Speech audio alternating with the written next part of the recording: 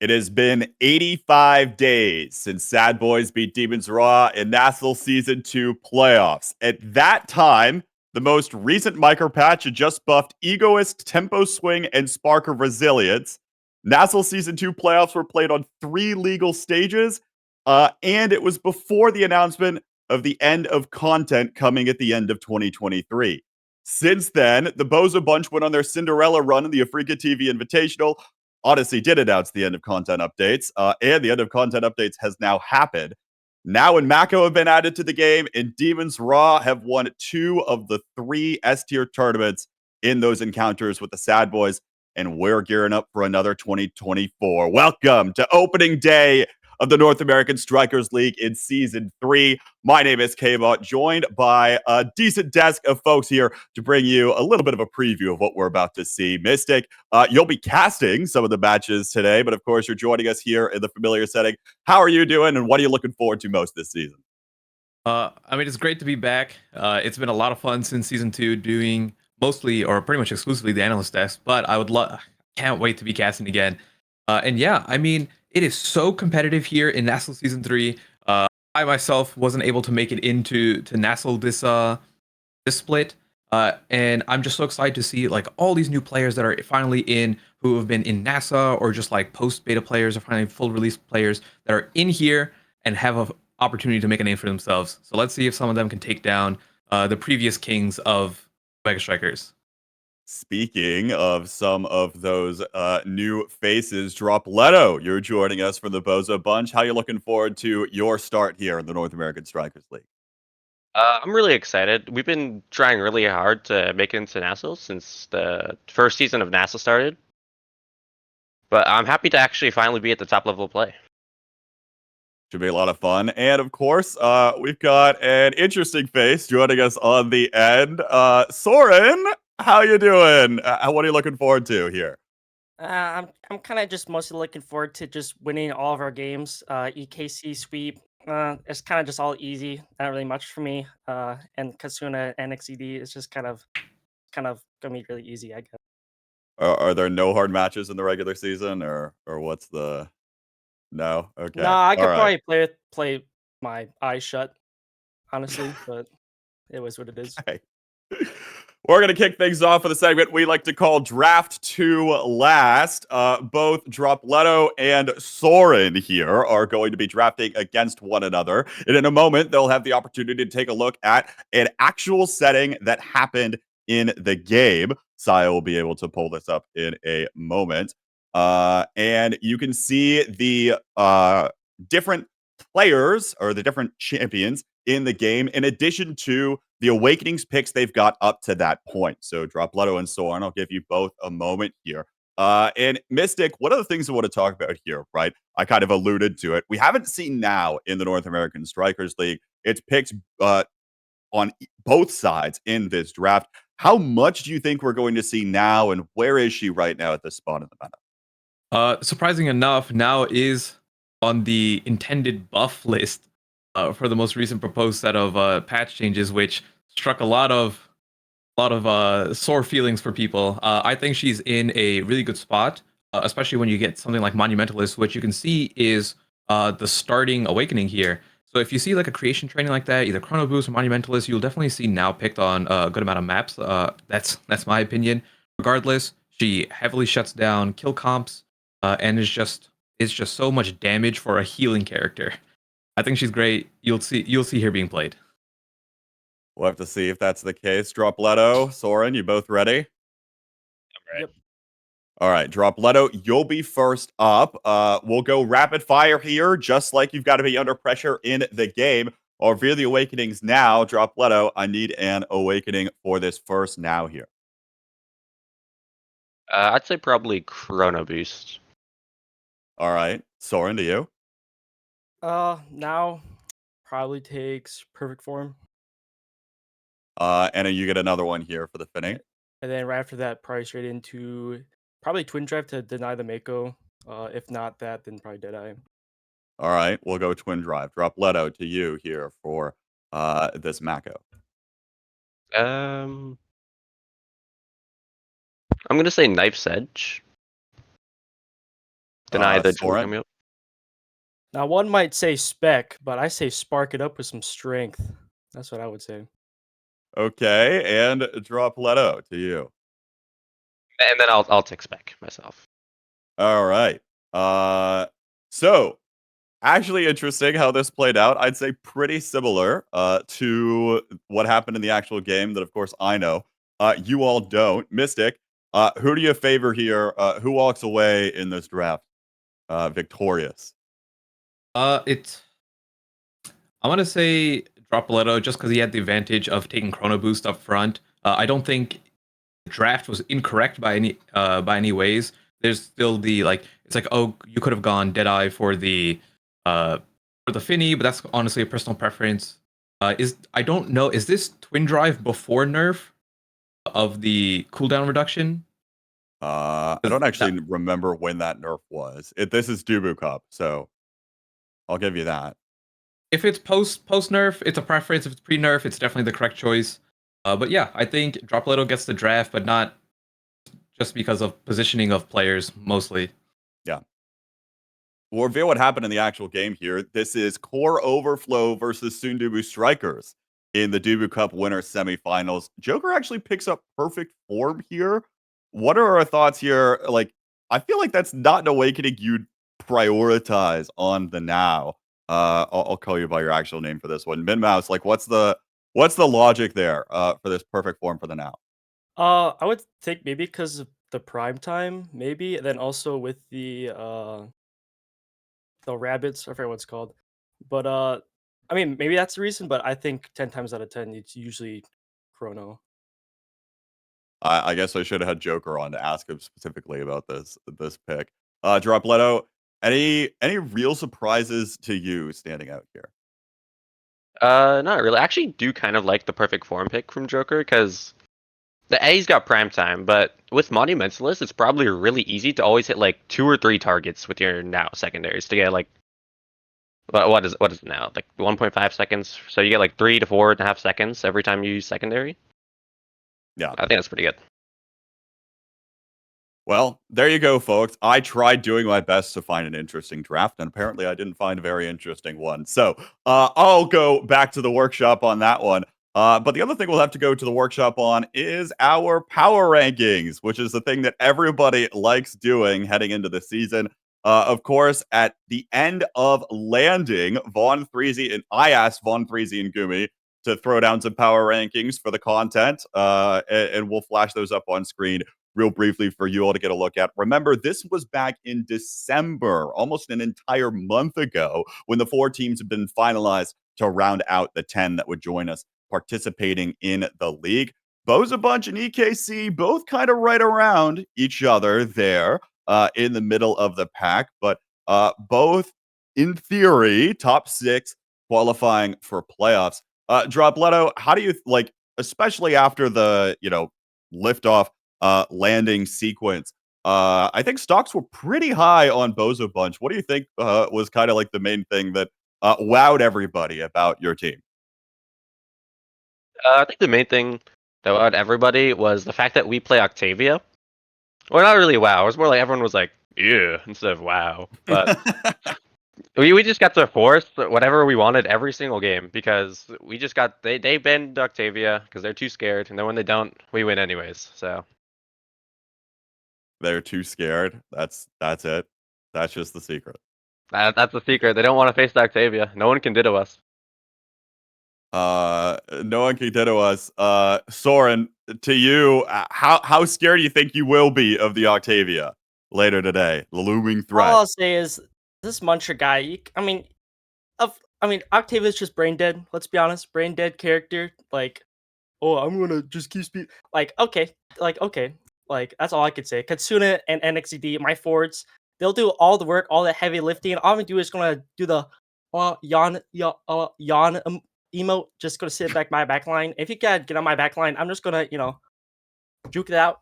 So is what it is. I don't really like any of these power rankings. EKC should be first. I guess the only one I guess I will like is Gumi's because he has both a bunch under us, which is honestly the correct one, but is what it is, I guess. But Oh well. All right. The other set of power rankings that were just done by Achi was going around and asking each individual team for a rating of their opponents on a scale of 0 to 5, and the ratings were all averaged together to get the results you see on your screen now. This was done about a week ago, of course, before Late Night Lobster happened last night, which maybe there were a couple surprises by. Bun Bun Bonanza noticeably jumping up there to about 6, and Dubu Strikers slipping down. And Bozo Bunch, what happened, Dropletto? Like a month passed, and suddenly the stocks aren't as high. Look, we missed one singular tournament, and all of a sudden, everyone's already forgotten all about us. Like come on, guys. I made top 7. My teammates Okay. weren't there, but come on. With just me and my beloved teammates of Team Arc. Yeah. Mystic, do you have any surprises here looking at how the teams rated each other? One thing I noticed is that in the previous set of power rankings, last call was quite a bit lower. And I think this is a little bit more accurate to where I've personally been thinking about them. So I'm happy to see last call a little bit higher up on the list. We see Sendubu Strikers fall noticeably from the previous set of rankings as well. So those are kind of like the two things that stuck out to me. Other than that, everything else seems to be about the same. So I would agree with it. I would just keep my eye on those two specific teams.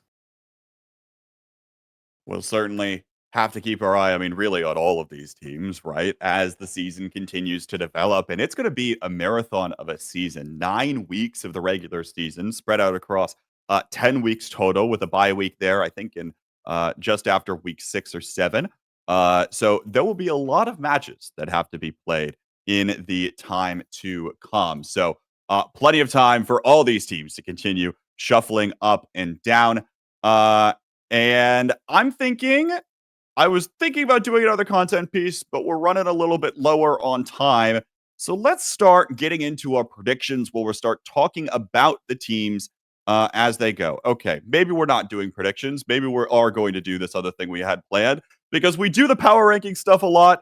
But what we haven't done in a while is a tier list of the teams. That's right, folks. We're doing tier list clickbait content because that's exactly what we've gone down to. This is where I've started based upon those team power rankings, but I am open for arguments from anyone here on moving up or down. And then we'll say 2 out of 3 gets the approval or disapproval on moving a team up or down. Dropline, do you want to make the argument for Bozo to go up, or what's the deal here? Yeah, Bozo goes an A. Not even a question. Goes to the A. Go straight to A. Gap everyone else. Not even close. Thoughts? Hello? No thoughts. Reactions? Yeah, just goes there. I'll give him a B. That's the best they're getting out of me. I do think C is a little low, but I think B is the sweet spot. I think Last Call, EKC, and Bozo Bunch are kind of in that group together, at least until we see a few weeks of Nassel go through. Soren, what are you thinking here for Bozo Bunch? I'm gonna have to say the last 2 times that EKC has played Last Call, they have won. So to say that, I mean, people might be hopping on the Borg train, but I don't know. I just think at least minimum probably top of B tier, if not A tier, above the next people. That's all I can say. Org's never lost Oh, 17 times. That's all I'll say. That's pretty real. Yeah, it's not lost. Has not lost 17 times in a row. All right, so what are we thinking here? Does Bozo Bunch go up to B at least? I'll give him a A. B. Is that what I'm hearing? You are not getting an A out of me. No. You get a B. You got a B. B for Bozo Bunch. Is there anyone that should join Core Overflow? Or let me put it this way: even if there isn't a team that you think has to be an A, what is the next team that would join the A tier next to Core Overflow up there? We've seen Core Overflow continue to contest versus Demons Raw and Sad Boys pretty consistently. Is there another team that could be close?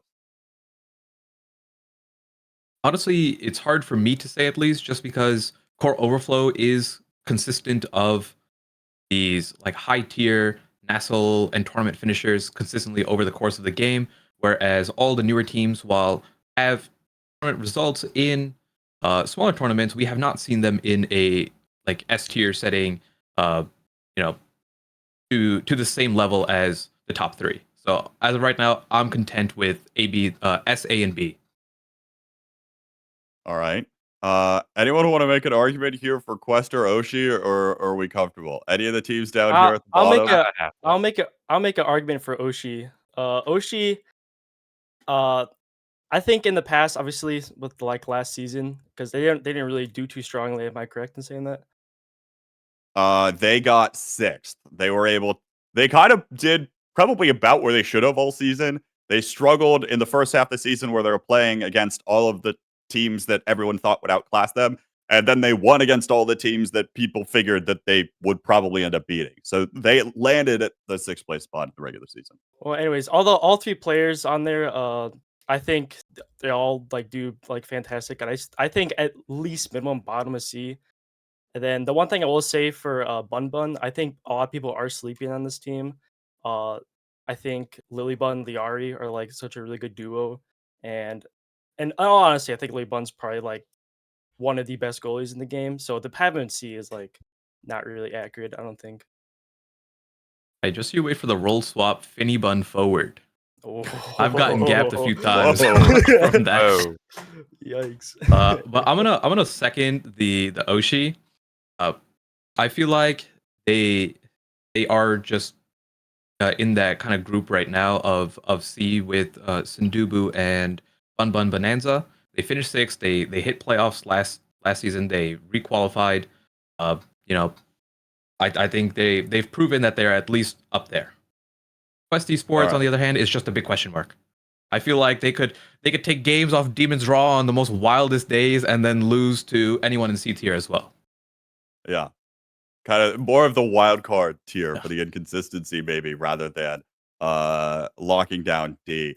But hey, there's a reason why we play the actual matches of the league.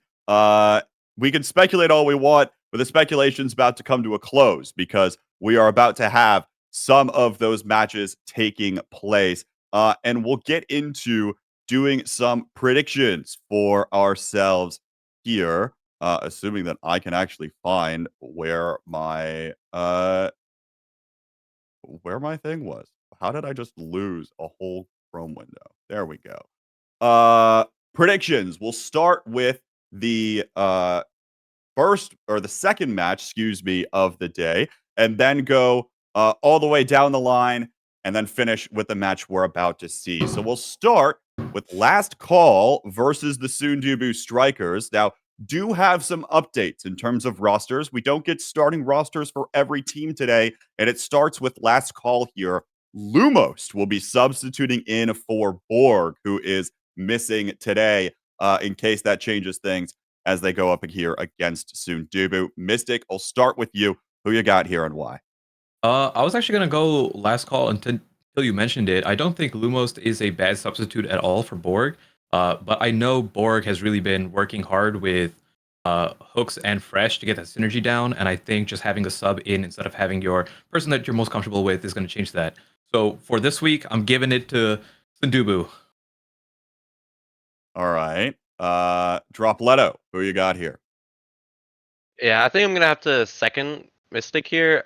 I think Borg's synergy with the rest of the team is really, really important to how Last Call works, because they're really just like working together to inch your way towards a win. Either through, of course, playing the core, but they could just kill people. Also, of course, I have to always root for my ex-brethren in 3Z. Even if Borg was there, I would have said Sundubu anyways. Ex-lore. All right. Soren, who you got here? Well, I'm just gonna say Grimilla 3Z. Looking back to CCL, kind of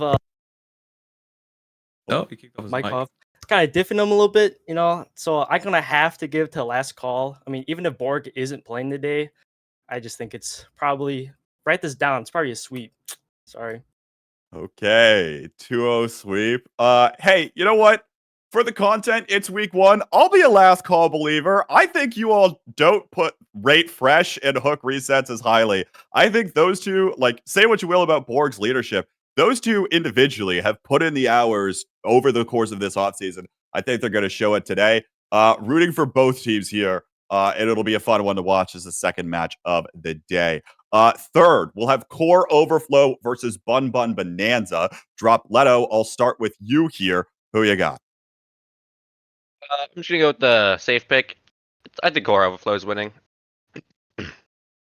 The team is just so good. I don't even know that much to say. All three of their players are insane. They all are great working together. Although I do think Bun Bun does have the possibility to upset. They've been putting in the hours, and each of them has gone really, really good over the past couple months. Soren, who you got here? I would have to agree with Drop Little a lot. I think both these teams are actually really a lot more equal than some people might think. But I'm gonna have to get a Core Overflow. I mean, Joker is just insane. Obviously, Slop. Everyone on that team is obviously just insane. But I do think it is going to come down to not really mechanical ability, but like really just draft in the end. Mystic, who you got? I'm a Cal believer. I think right now I don't know where Bun Bun stands, and Cal is just 3 great players. Yeah. It's gonna be a cow sweep here on the desk. I think this team looks like, again, they can pretty consistently go up to challenge Sad Boys or Demons Raw. They'll probably take care of business here in week 1 versus Bun Bun Bonanza. About 6 p.m., it'll be the Sad Boys going up against their lifeline of Hamster Quest on Quest Esports. Soren, starting with you here, who you got here? Actually, I should mention before I get there, substitute here in as well. Vega will be in for Switch on Quest Esports. All right. Well, I'm just gonna say it. Everyone's sleeping on Quest Esports. Lock it in right now. Come on, it's not even be close.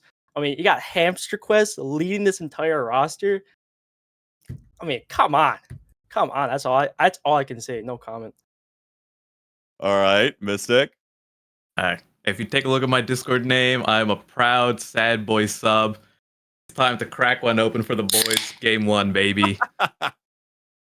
You're gonna do the like post thing at all, or It's not gonna fit. It's like I gotta Yeah. back it up. There you go. Very important that we got that in there. Drop Leto, who you got here? Yeah, I'm also going with the Sad Boys. If I had one, I'd be repping my Sad Boys fan card right now, but it hasn't dropped yet. So, also, there's a Sad Boys fan card. No, there's not, but there should be. Oh, okay. Join the club. There probably should be. I'll take the Sad Boys here too. I hope this is going to be a close one. Although I don't think it will be. The one thing that Quest Esports has going for it is that I think Vaughn was surprised that Nassel started this week. So maybe Sad Boys this is practiced, but I think they'll still take care of business. One last thing I'll say for the next one. Quest, I'll be putting both my hands up in the air and giving you all my energy. You will gap. You'll gap these nobodies. These nobodies. Very important. Bozo versus EKC will be the final match of the day. I'll let you both make the case for yourselves. Although this is the part where I have to say that I will be sitting out and Fudgy will be going in for I in the midfield for Bozo Punch. So Drop Leto, despite the fact that you've got a substitution, make the case for your team here. What do you think you're going to do to pull it off? Yeah, it's a Bozo sweep. Either way, no matter who we have, we're midfield gapping, we're goalie gapping, we're scorer gapping. Like these guys just keep trying to kill us and they fail every time. Like what are they gonna do? Hit us harder? No. Soren, what do you think? I think people are forgetting that this Forgot guy is literally gapped. Like literally completely gapped in the goalie role. And not even just that. I mean, NXED completely gaps Drop Little in the brawler forward role. We don't have to kill. Like that's just kind of like the thing, you know. It's kind of like a cute little thing, but come on, it's like not even gonna be close. It's gonna be 2-0. Mystic, what do you think? I like Bozo Bunch's logo. It's a cool frog. So they're getting it from me this week. That's crazy. Uh, I, I will say it is Soren actually playing. It's not going to be fake Soren playing. I Hey. am going to take the Bozo Bunch though here. I think Fudgy stocks are still through the roof. And they're going to be just fine with him. I want to see a little more from EKC. I know they've got it in them to pull out some things. I think the Bozo Bunch will be the more practiced unit today. Has been going through things, and I know that Fudgy wants to prove himself on the Nassel stage as well. But first up, in the match we're about to get into, Demons Raw versus Oshido Core Flip. Soren, I'll send it to you here. Who you got up first? Rah. That's all I can say. It's gonna be a sweep. I mean, I know I was making a case for Oshi before, but Demons Raw are just been looking insane as of lately. Drop Leto, who you got? Yeah, I'm mostly gonna stay with a rah, but the Raw's good. I'm a lot of people, everyone's leaning towards them. I will be rooting for Oshi, but I see Raw winning. Mystic? It's a Demons Raw sweep. Thank you. All right.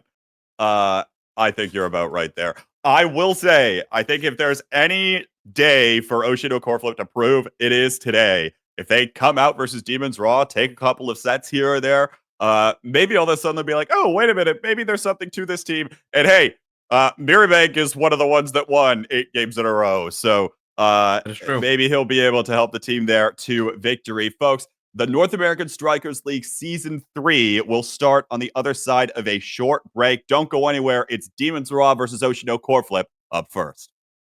Folks, welcome to the Nassel Season 2 Grand Finals. Of course, you know our competitors, the undefeated Demons Raw versus the infamous Sad Boys. Kickoff will occur in just a moment, so please take your seats. Ready to lose another NASL? Hey, quit your yapping, little bro. This is it, Autumn. On your feet. Demons Raw were up 2-1 against Sad Boys in the last game, last set of the North American Strikers League. Noob alert! You're so lucky. Kick out. Noob, Noob. the noob. Hey yo, chill. Yo, calm down, noobs. Watch your attitude, little man. Hey, surf's up, young man. Blastoise dip in the chat.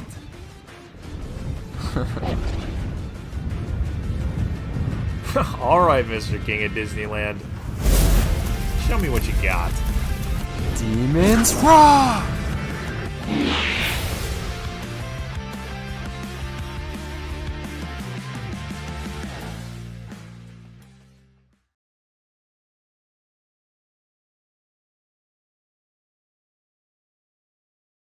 Welcome back, everybody, to the North American Strikers League. Happy New Year to those I have not spoken to in a while. My name is Gordo.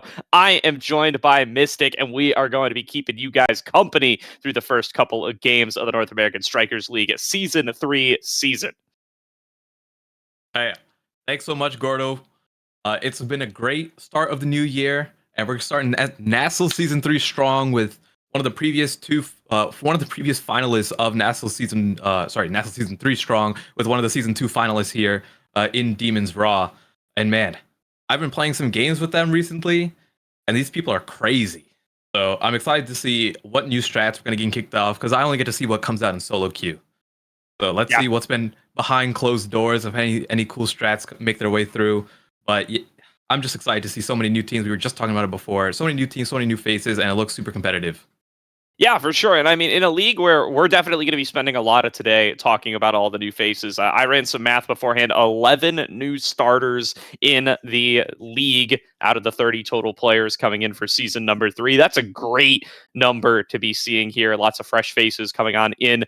But that is not going to be the case for this game number 1, where it does look like we're going to be going over to Clarion Test Chamber, and it's going to be Oshino Core Flip taking on Demons Raw. And both of these teams coming in with the same rosters that they left season 2 with, going to be a little bit of a rematch that we've seen from season number 2.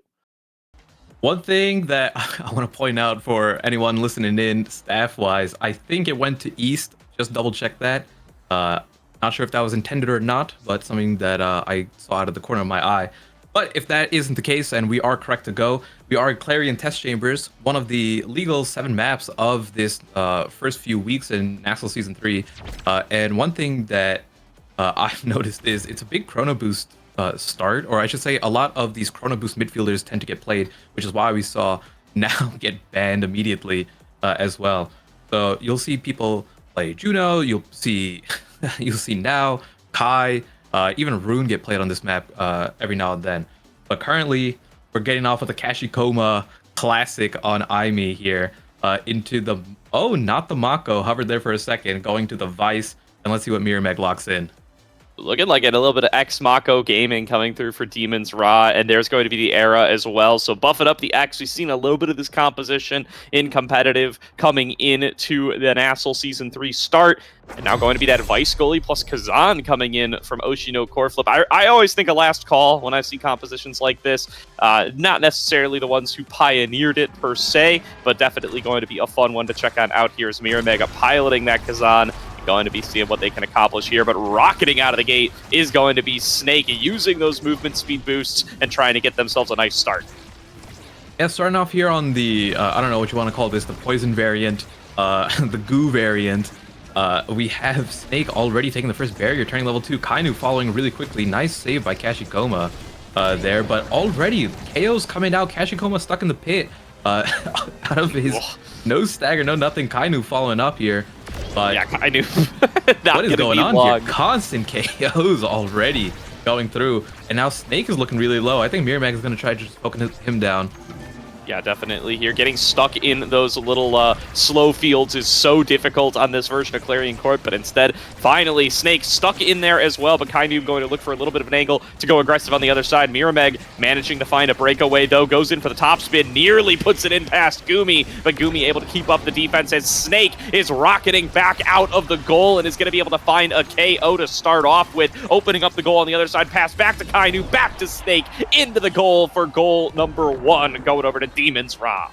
I mean, these passing plays are so great. Even though Kainoob and Snake both got KO'd at some point on there, it didn't really matter because once they had a little bit of an advantage, Gumi using his secondary to give him the size and speed, plus the Era secondary for additional speed, it just makes it so hard to answer to the passes, the size, the core control, and that's kind of what this comp does really well here. Yeah, size already getting a little bit out of control here, and that's before any awakenings are even starting to boost that stat up. So you're going to see a pretty big Snake at one point or another over the course of this first game. Snake looking to push in, going to be able to find a goal barrier, but going to lose out on his own life for it. There's a core flip from Kainoob, though, to open up on the other side, and now Merchant going to have to keep up that defense. Manages to clear it back out and give Oshi some time to play with the power play. But Snake's already back on out here using the sentry turret. Kashikoma trying to push in on the remaining barrier, opens it up, goes in for the flip, passes to Mirror, but Mirror cannot quite put it through, and now Snake in that X Maximus trying to push it through into the goal on the other side. But it's going to be Mirror back in control on the other side, trying to get it past that drum and bass on the other side as well, and it's just not quite going to work out. Core flip gets it past the flip of Mirror, and Mirror still just can't seem to find a way to get control. I mean, these are some absolutely fabulous plays from both of the goalies there. Merchant being able to hold it down the entire time during the X Maximus while getting struck right on his goal line was very impressive. Then even Gumi holding some of these really hard saves. Eventually, Kashikoma hits that glitch pop to stun him to make it so that Gumi cannot actually react to the core going in. And right now we're looking so even here, going back and forth, but Snake does have a little bit of advantage here with the energy. Might be able to get that final barrier if Kainoob is able to get him the core. But right now, Oshino core flip is just putting on so much pressure as well. Kainoob 1v2 trying to finish this off himself while Snake beats down on Miramek, who's stuck in the corner with no elusive. Yeah, somehow Kainoob keeps ending up in these solo aggressor scenarios. Snake not able to get out of there in time, not going to be able to find the KO, now with control over the core on the top side, but going to be tough to push this one forward. Kainoob goes for the pass up, gets knocked out for it, and Miramek now trying to set up for a good shot here, up to Kachikoma, back down to Miramek, into the bottom corner, into the top spin, and it's going to be a 2-1 lead for Oshino core flip. 2-1 already, and not for the side that you would expected based on all the predictions and standings so far. But it's not over yet. But very happy to see Oshino core flip putting on such an impressive performance already. And oh no, Kachikoma immediately sent to the afterlife between the X Maximus and the Era Tornado. And Snake breaking both barriers with the help of Kainoob here. Miramek locked in the chamber there, and the 2v1 between Snake and Kainoob enough to put it away. Yeah, some textbook passing play there from Kainoob and Snake, just knocking it back and forth, making it so that Merchant has no good answers, and eventually able to find the weak point to get it into the goal there. Really good performances coming out from both squads so far, as we are going to find ourselves going into round number 5 in this first set. A lot to play for here for that first go at the Awakening draft in the early lead. One goal barrier going to end up going down on Ra's side, but they're able to clear it back over Kachikoma. Going to keep on that defense, able to push it back away, but Snake going to be able to open up the second goal barrier with the assistance of Kainoob. Gumi going to lose control of the barrier as well. It's open goals for both sides. Snake goes in for the flip, doesn't land the bull rush onto it though, and is going to try to knock it down towards Kainoob. Miramek though, dashing forward, looking for one little angle to poke it in with the umbrella. Can't find it, nearly gets it in with the bewitching beam, does Kainoob, but the defense stays strong, and Gumi keeping on the defense to clear it back out there. One more perfect pitch, one more swing from Snake and Kainoob, and it will go in past Merchant in the bottom corner. Yeah, getting the primary there, the beam hitting it perfectly, just able to catch that rebound from Merchant. It was looking a little scary there once Snake missed the secondary with the core flip, but everything ended up working out for Demon's Raw here. And now looking at the draft, we have Era first up, being able to pick up Cast last. Woo! And now let's see what everyone's going to go for. Taking the specialized training away from the X, but also taking away from your own teammate, because you know that the X is going to have to deny from the Kazan either way. But I really like the Stagger Swagger pickup for Snake here, just because there's been so much damage going back and forth. But one thing that is surprising is almost a second to last pick, Gumi, being able to pick up the Twin Drive on Mako. Definitely got to be very happy with that. Yeah, real powerful draft coming on through for Demon's Raw. Definitely going to be loving what they've been able to get towards their buff characters in particular. And, you know, getting yourself a little bit of extra sustain on that. X never going to be a pain either. Snake going to be able to step forward, finding one of the barriers already, as those buffs are just going to keep coming on through hot and heavy, and it's going to be so tough to actually be able to get this guy out of your face from the position with these Awakenings that have ended up coming on through. Brawling now for that middle orb. Let's see exactly who's going to be able to secure it, but a nice flip into the bell ringer, going to be able to open up the goal for Snake. You're going to allow Kainoob to shoot it in with the Bewitching Beam. Great plays over there again. And one thing that I want to point out is that because Snake has his Stagger Swagger, he doesn't need to use Elusive more. If you notice, he was the first one, or at least one of the first ones, to immediately get his flip, because he could just heal up instead. And for a KO comp that Oshino Corford drafted, that's got to be really unfortunate, because even now, he's staggered and he's going in. This man does not care. Exactly, yeah, making it a wise draft choice. I mean, going to get Caster Cursed a little bit there, as they do get staggered twice in a row and put into the goal as though they were the core, but not going to be untrue en masse. It is going to mean that this X is going to be really tough, and it's going to be very frequently in those sorts of situations where they're just regenning back up and cannot really be effectively dealt with, as Merchant is looking for a shot here on the bottom. Already managed to open up the goal. Oshino Coreflip putting up a good fight so far, but still finding themselves on the back foot. Kainoob going to look to keep it that way, finding that second barrier. Gumi now out of the goal, playing aggressive, and it works out. Gumi and Kainoob combine forces and get a goal for themselves. Absolutely love to see that. If you guys are not familiar here, although Gumi is an absolutely insane goalie player, he he is in a monster forward as well. So being able to walk up there very comfortably is something that Demon's Raw definitely know how to do, where they can just be like, okay, come back and heal, I'll take over. And you'll know that you'll get a good performance out of Gumi walking up. Yeah, I'd love to see those kind of strats coming out of what is undoubtedly one of the best teams in the world, right? I mean, it's very difficult to find a lot of Omega Strikers squads who are going to be able to outperform Demon's Raw consistently, and the fact that they're able to pull out some of those abnormal strategies is just huge, and Kainu gets another one past Merchant. The set's over before you even blink after a 5-round set for set number 1. Now, Demon's Raw in full control. Going down with his life, casting that last primary just to score it in. He is once again up front, and you love to see that. First pick, Chrono Boost sitting right there when you already have Castalized, but no, gotta take the Egoist. Rather go for the Deny there instead, which is completely fine as well, but I would agree I would have taken the Chrono Boost. I love that character with that Awakening. Too much fun. Everything else looking pretty standard here. Unfortunately, Kachikoma stuck at the bottom, does not get Happy Star to pair with the Aimi turret, but instead still gets Deadeye here, which I would be happy with. Yeah, in a round like this, kind of hard to find to not be able to get one of those good range boosts on the Aimi. Nobody really contesting you for those, other than potentially the Era and Kainu's, but opting in for those supportive options instead. Coming on out with that magical Maelstrom, now looking to pass it back up towards Snake. Level 8 on Kainoob here, by the way, so early. Has just ended up coming in with so many of the gold credits, has picked up so many of the shrines as well, and is just really rocking quite a bit of an advantage right now.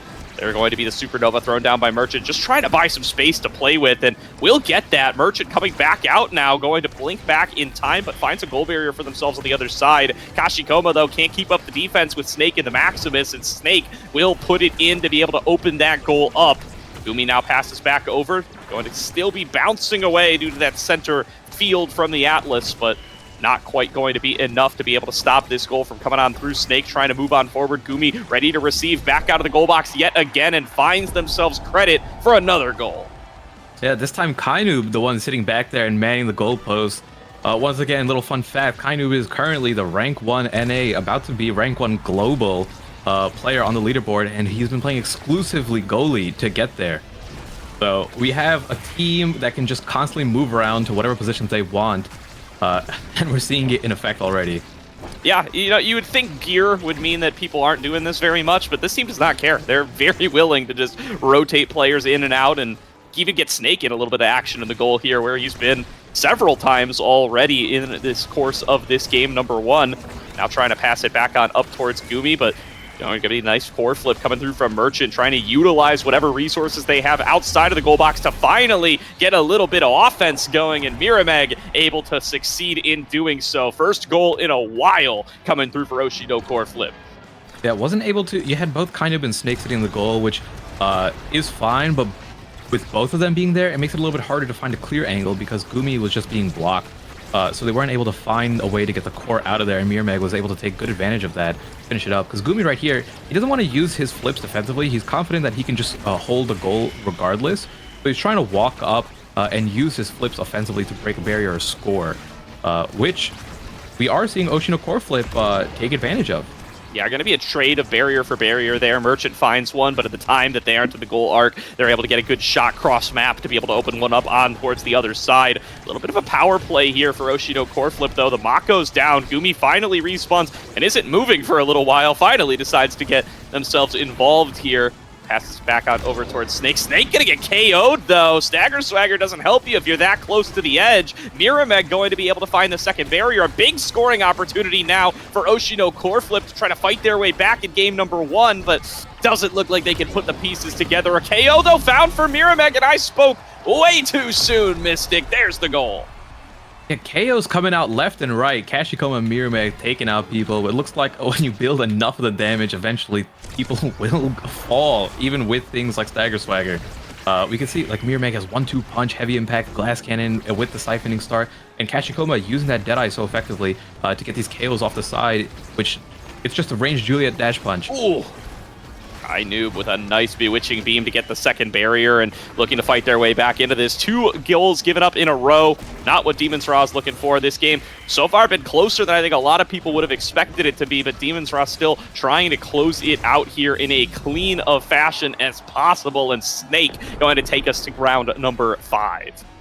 Yeah, using that that auto reset there, or that strike reset at the end of the bull rush, always makes it hard to defend against. It's one of those things that you see really good X players do to kind of secure a point or a barrier. Immediately, Kainoob and Snake going off here. Don't even need to blow the energy burst to secure either barrier here. And now Snake's in a great position to try to finish this off, but a good hold from Merchant. Has to leave, so he's at risk of losing his life though. Yeah, 2v1 here. Merchant able to get it cleared back on out, but they're looking to finish the job now. That bell ringer not going to be able to find it. Snake pushed back away, but it doesn't matter. Off the top, they managed to put it through. Kainoob off the bounce, puts it in the goal, and will take game number 1 of Season 3 for Demons Raw.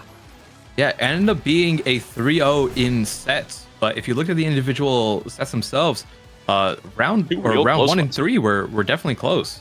Yeah.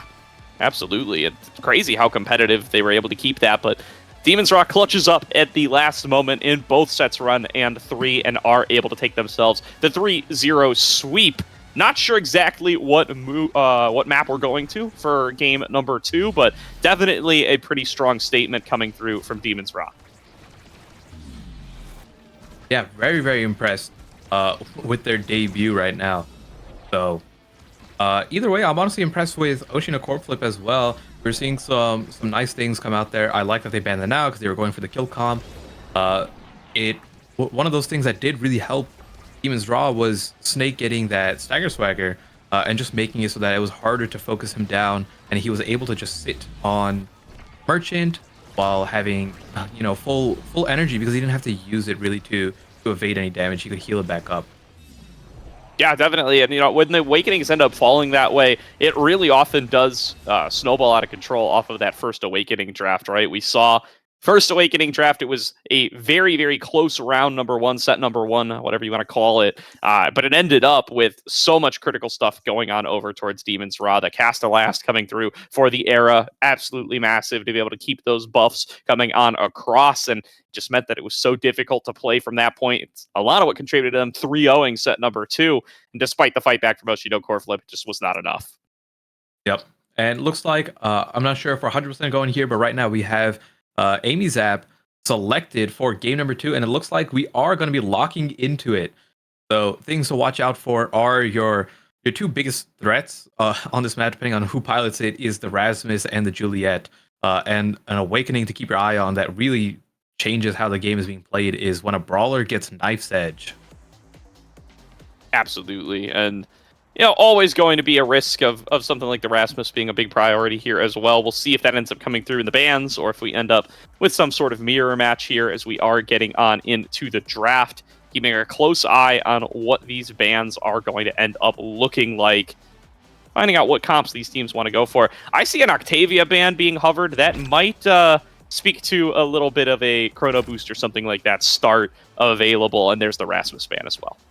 Yeah, I would definitely say if Octavia is being banned, we're most likely seeing one of those two Awakenings that you just mentioned.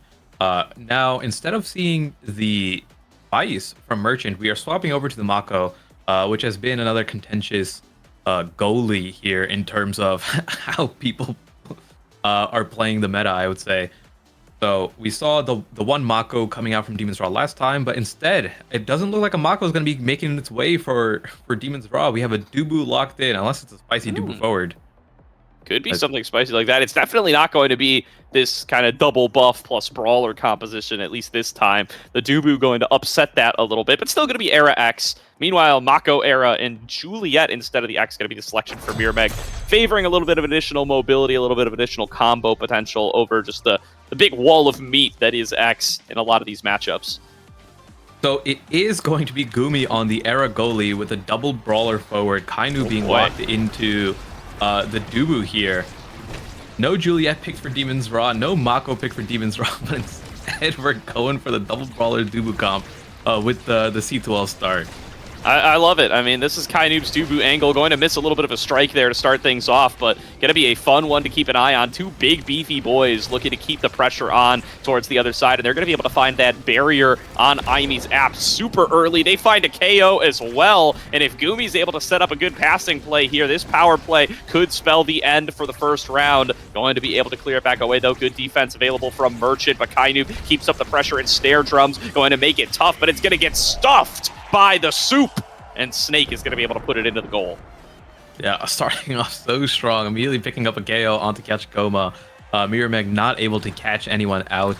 It's hard because although Juliet is really good here, being able to KO into the sides or the middle, which makes it way more dangerous to walk around the center. The speed that you get from Gumi on Era makes it much harder to land those dash punches. Absolutely, and does mean that Mirrormeg's got their work cut out for them here with that extra speed, or you could just KO the Era. That's going to do it as well, as now they have a great power play, an easy barrier, and a scoring opportunity. Kai Noob, though, happy to fill in that goalie role while they're on the Dubu, kind of built for it at the end of the day, and are going to be able to keep up the defense. The Summer Assault going to be able to clear it back out or towards the other side, and they are going to be able to knock it around that center point, keep it out of the black hole, and it be able to find a way to get back aggressive now that the respawn has come through for Gumi. Snake going to be able to open up that goal barrier on towards the other side. Kai Noob staying on the defense, clearing it back out with the rollout, and that will move it out. But Mirrormeg with a little dash punch opportunity. Nobody can keep up the defense. Gumi touches it, Kai Noob touches it, it goes to the goal anyway. Kachikoma gets the credit. Yeah, finding the kill onto Gumi really opened up that point early on. And funny enough, Kai Noob on the Dubu was going back, pretending to be goalie for a little bit. But Kachikoma finding that great opportunity there. But, oh my goodness, Mirrormeg, the Summer Assault coming through, and down into the abyss he goes. It's a powerful forward. I mean, you can get some good KO potential out of the Dubu there. He's got to do something when he's outside of the goal arc, and what he does is manage to keep up that pressure, giving it up towards Snake. Now they find the goal barrier, and Kai Noob and Snake have just been on point, pairing up here, playing that double forward, double aggression, and able to get themselves another nice scoring opportunity. Let me defend, says Merchant, but no defense can be mounted. Snake is going to put it in. Great work from them, and it's so funny, just going back to that KO that Kai Noob got. The C2L makes it so that the combos that Dubu does are true combos, rather than just having to hope they don't elusive or walk away in time, because you do get stunned long enough due to the debuff enhancement on the Castellast. Yeah, definitely making a bit of a difference there, and I'm going to keep my eye on Kai Noob here. I swear he's setting up these rollouts for like future plays in really creative ways. Seems to be hovering them right around that center mark and then able to knock into them later to be able to try to find some shots on the goal barrier. Hasn't produced anything crazy yet, but I swear it's happening. I'm going to keep my eyes on that going forward. As pass back up from Kai Noob, already goal barrier opened up, and the power play is now over. We got a 3-on-3 on the map, and Mirrormeg looking to push forward, has access to the energy, has access to the flip, and wants to be able to put it forward, but with Gumi and Kai Noob both on the defense, there's no good ways to go. Not going to be able to flip the core, but will be able to find the KO. What will be the response now off of this power play? Snake trying to help out of the defense, but will not be able to save it from Kachikoma. Great passing play from Ocean of core flip there, and also Mirrormeg on finding the KO. Wasn't able to successfully convert his energy burst on that previous attempt, but managed to KO Kai Noob, get some catch-up EXP, which is really important for your brawler to be up front because of those awakenings. Like, oh my goodness, and another one falls. Kai Noob just keeping it up, finding these KOs wherever available. This is a KO comp if I've ever seen one.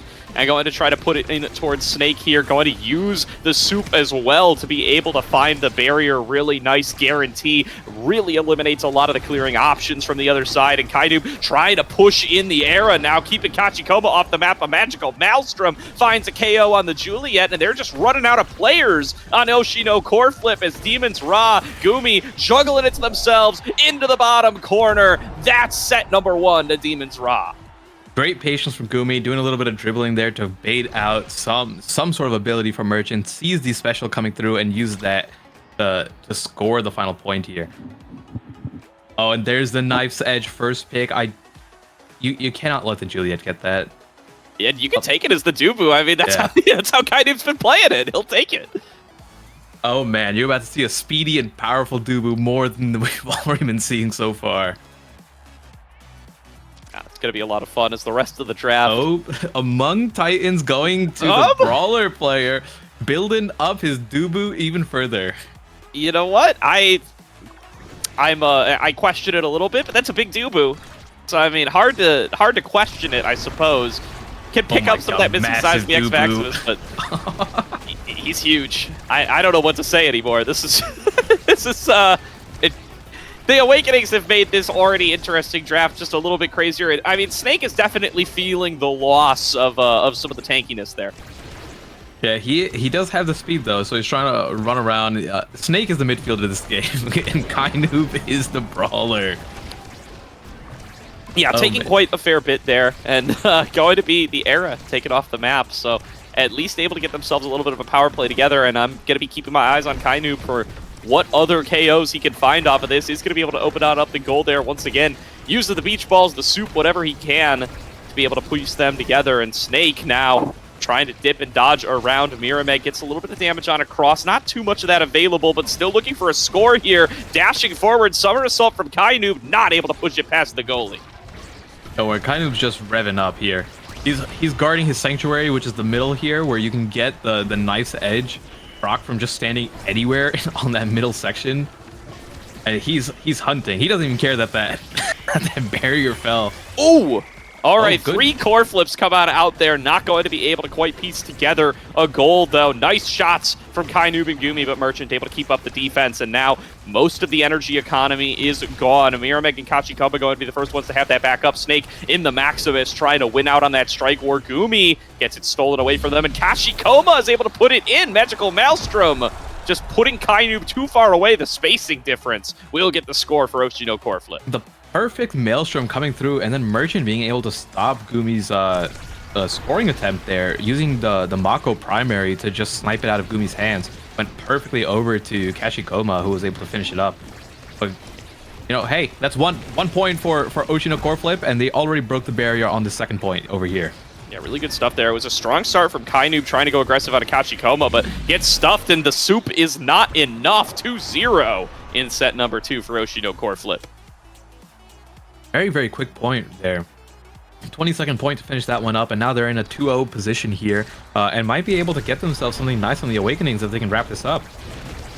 Yeah, that's definitely going to be the goal here, to try to get themselves a little bit more play. The thing about going for these off-the-wall compositions, especially when you start to get real spicy with the Awakening drafts, is you start to fall behind. You might end up, you know, just getting meta'd out of the game here if they're able to actually piece together the kind of stuff you want on a very much more traditional buff plus Julie composition, and Mirameg definitely making it work here on the power play, keeping that damage onto Kainub and Gumi, but not able to get onto the goal barrier. I have no idea how they managed to keep up the defense there. This drum and bass from Merchant going to keep up the defense on the other side, going to be able to finally find the barrier, and now just trying to avoid the goal, and Snare Drum's going to keep Snake out of the play until he can finally get out of there, and Kashikoma pushes it in, a 3-0 set for Oshino core flip. Consistently great Maelstroms coming over from Kachikoma, and great offense there constantly. Although Demons Raw were able to hold it down for such a long time, eventually Mirameg found the opening onto the barrier, and they were able to convert really quickly off of that once the barrier had actually fallen. And it is Kachikoma up front, probably eyeing that rapid fire for Era. It's like, my goodness, just having someone, an Era beam constantly on you is one of the most infuriating things, and having that rapid fire now is going to let him be much more of a presence, or at least shut down either Snake or Kainub way more. Yeah, very good. A little bit more frequent soup coming on across. That's the aerials from the X. Says, hey, we don't need the heavy impact. It's hard to get the multi-hits when you're so tiny. Instead, just going to be looking to get those long-distance bull rushes. See what you can make happen off of that.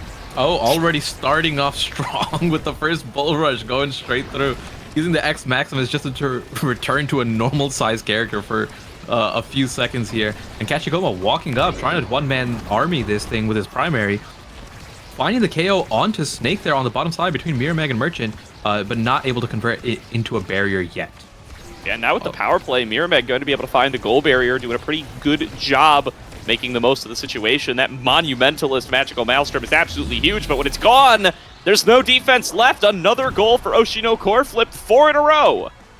4 in a row. It's looking a lot different than it was in set 1, and although the Kainoob,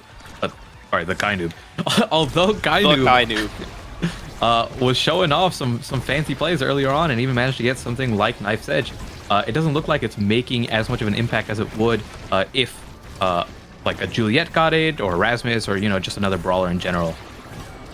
Yeah, definitely seeing a little bit of that here. Early on was able to get some of those cheesy KOs, but seems like the adaptation from Oshino Core Flip has come on through, and Kainoob's struggling a little bit more to put some of those together.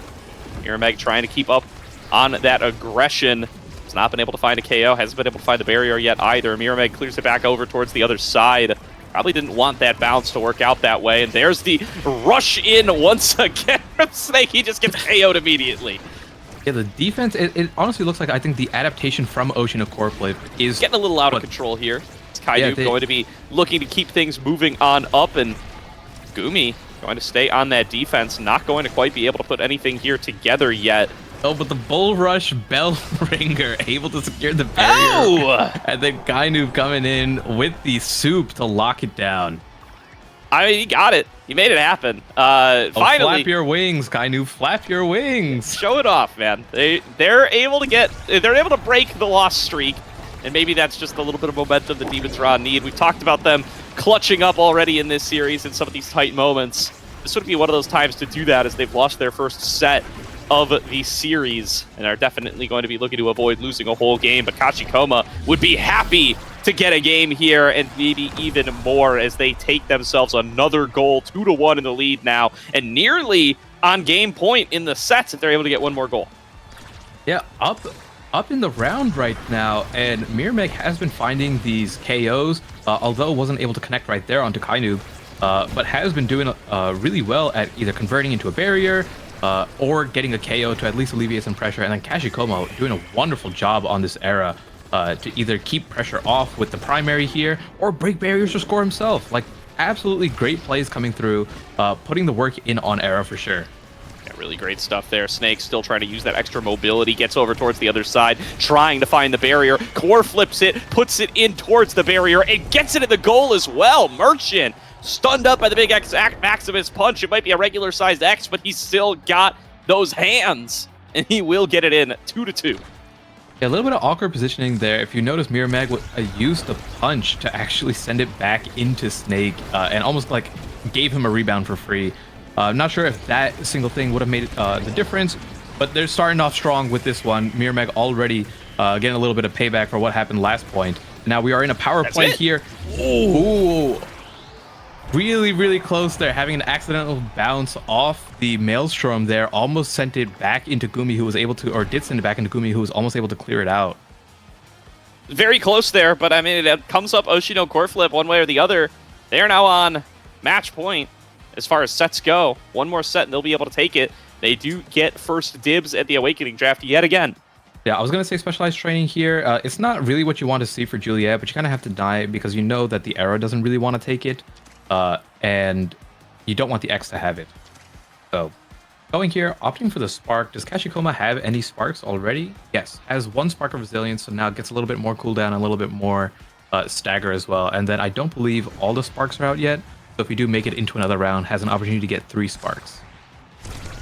Fight or flight for Kainoob here. So going to be looking for a little bit of resets on the Summer Assault. We'll see how that goes. It's Snake once again. This has been the play for Snake every time, and it's had mixed results. They just launch themselves in the middle of 3 folks, can nearly get themselves the barrier. Don't get the barrier this time, but they don't lose their life either. Kashikoma, though, 1 versus 2 on the other side, able to put themselves together an effective goal barrier. Snake, though, back on the game plan, finds a barrier for themselves. Kainoob set up for a scoring opportunity now. Snake just still playing interference, being a distraction, being a menace in the face of Oshino Core Flip, and nearly puts it in the goal. Gumi coming out towards midfield now, but loses control over the core, now at a disadvantage in numbers until Kainoob finds a KO of themselves, and now looking for a 2v2 goal here, bouncing off the bottom, has the Core Flip available. Gumi has to get it back in Kainoob's hands. There it is. There's the flip. There's the goal for Kainoob.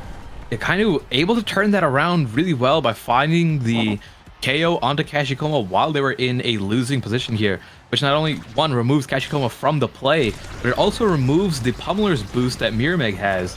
So great play between all of them to hold it down and turn it back around into their favor. And now it is Snake once again rushing in head first. And with the combination of him and Kainu able to secure that barrier, and now is in a scoring position thanks to his elusive, but Merchant holding it down really well. Great defense and great discipline to not use the flip there, and now there's the other side of that coin. Probably should have used the flip that time, as it is going to be 2-0. Demons Ra find themselves quick 2 goals and are looking to take us to set number 5. You know, it was a little bit of ninja action there because Snake is so small they couldn't even see him. I saw him come out of nowhere there with that. He's got so much dash range. It's just a little tiny X coming through. But up 2-0 on this one. Demons Raw making a really quick turnaround here and now have a little bit of momentum going their way. And look at where the core is. The advantage is with Demons Raw here. The 3-man walk-up. KO coming through. Doesn't even need the elusive. 2 of them have it. But just stacking all their creations and abilities into that top corner is enough to secure this going into set 5 now. I don't even know what I'm looking at anymore, Mystic, as they managed to just completely turn it around. This is, I think, what the comp is meant to be doing here. The deep dash in from the X alongside those beach balls just make everything so tight, so difficult to play through, and Snake is eventually able to just force it through. Now grabbing the Egoist to see what they're able to get done off that one, and the Demolitionist for the Dubu. I know Kashikoma had a little bit of internal turmoil there for a second because this would have been his 3rd spark if he took the Spark of Agility, but you just can't let an era get prime time for free, especially when you already have Rapid Fire, but you know you want that 3rd spark. Yeah. Definitely wishing for it, but Kashikoma will be happy with the prime time at least. Certainly super effective for them, as well as Snake is just duking it out over there, looking to build themselves up some of that stagger, or some of that energy rather, to be able to make the most out of the Ego. Is going to find a KO up on the top side. Kai Noob puts one down yet again, stuck in the ensnare drums, but will just tank their way through it and keeping up the aggression. Finally on towards that goal barrier. Gumi up with the aggression, puts it in with the magical Maelstrom. Yeah, great patience there, just waiting out his Maelstrom to make sure it builds out for the maximum size, and pretty much just guaranteeing a goal at that point. At least coming very close to it, and going to be plenty happy with that result now. 2 more goals to go in this set number 5 till we either end the series or go to a game number 3, but fully in the driver's seat looking are Demons Ra. They have such an advantage in momentum and are looking to just keep on that path going forward over and over again. This time weren't able to find the very early barrier, but there it goes. Snake's going to be able to put it together here, and Gumi back on the defense. Misses the core flip, but going to be able to get the pass over to Kainoob anyway. Oh, great barrier from Mirrormeg here, and Merchant able to take out Snake. They do have the advantage. Look at the movement speed coming from Mirrormeg thanks to the pummelers now, and trying to make a play onto the 2v2 with Kainoob and Gumi defending. Kainoob's looking pretty low here. Even if they don't secure this here, they might be able to KO Kainoob and make a play again. But yeah, the onslaught has not ended yet.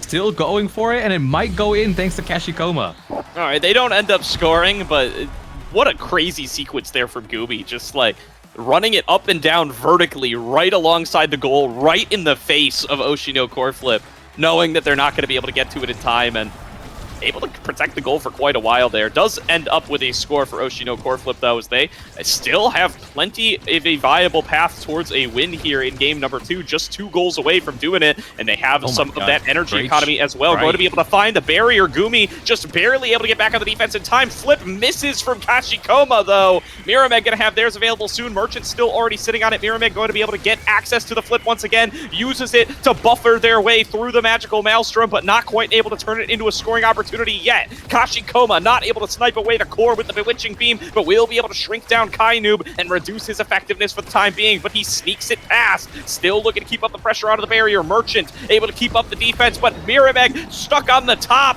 taken down once again, and there is going to be a power play available for Demon's Rod to try to turn this one into a score, opening up the goal barrier. Core flip available for Kai Noob. He's shrunk down, but does he even care? Summer Assault forward, a second shot, still defended away by Mirameg, but here comes Snake, looking to turn it back around to the other side with a core flip of his own, knocks it up towards Mirameg, but can't get it past until he can. There's the bell ringer, there's the score. Demons Raw now on set point. What a crazy sequence of events there. It looked like Ocean of Coreflip was gonna be able to secure that themselves, but a lot of missed executions there on the net, and they missed flips or weren't able to convert. And it was Demon's Raw able to take the advantage of that situation there and turn it around. And almost all of these, I don't want to say all of them, but a lot of these plays that end up with a score tends to be with either a Kai Noob beach balls coming out to lock in a barrier, or Gumi walking up and placing like the perfect maelstrom there to have the core just like be guided by it, so there's no clear out that way. And now potentially series point here for Demon's Raw. Gold barrier still standing. Snake try to keep up the defense, but look at Mirameg, or sorry, Merchant rather, able to just clear it back on away. Mirameg finds a gold barrier over on towards the other side. Kai Noob dashing in, looking to try to find the knockback over on towards the other side, trying to take him down over the top. Kai Noob takes back control of the bottom, passing it back over towards Snake, who tries to push it for the barrier, but it gets into Mirameg's hands on the other side. Nearly a score. There's the flip from Kachikoma. Kai Noob keeps up the defense, and Snake will be able to sneak it back away, but Merchant, with a perfect pitch, knocks it back around all over the map, and not quite able to get it until Mirameg takes control, pushes it to the bottom past Gumi, and we are going all the way to a final point. Set 5.5 here for Oshino Coreflip versus Demon's Raw. It can go either way at this point. I don't know what to predict. This is a crazy set of events, but Snake already starting off strong, using the energy burst to help secure that barrier, but Mirameg, in the meantime, able to get the KO onto Kai Noob, and now broke the barrier, and they're trying to finish this off here. Has the flip, might be able to finish this off right here, but no, Kai Noob does not find the angle, is able to at least get a get a KO for his troubles here. And now the 2v2 onto the net. Are they able to finish this off, or is Kai Noob gonna walk up and Dubu it up?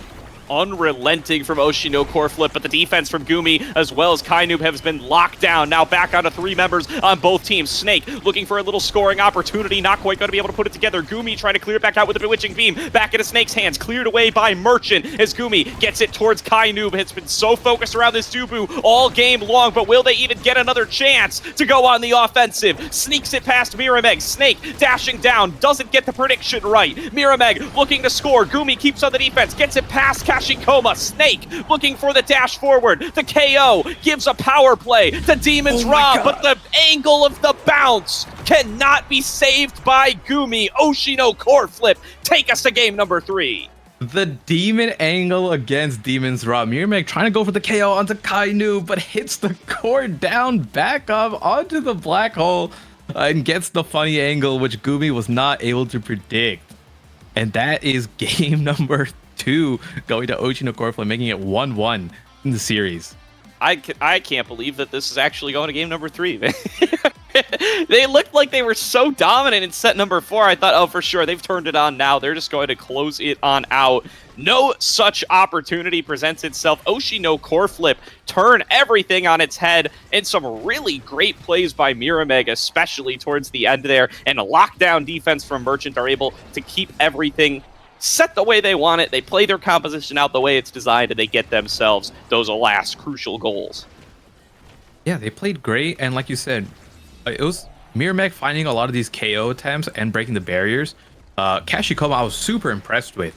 A lot of those goals were through setups of his own Maelstrom or Bewitching Beams, and a lot of that goes pretty unnoticed when you're playing like an era midfield.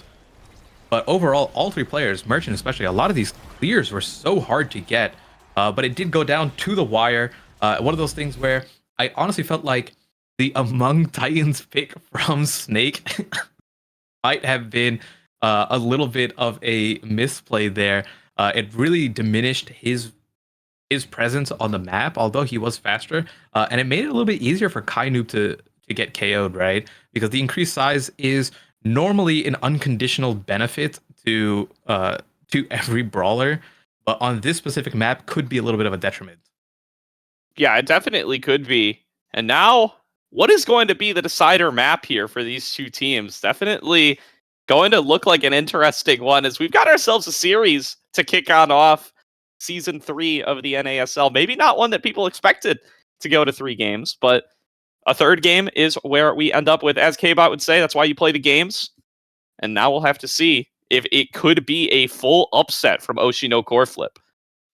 If my prediction here is, if it does not go banned by Oshino Core Flip, we will see an inky splash zone come through. Boy. I know it is a Demon's favorite.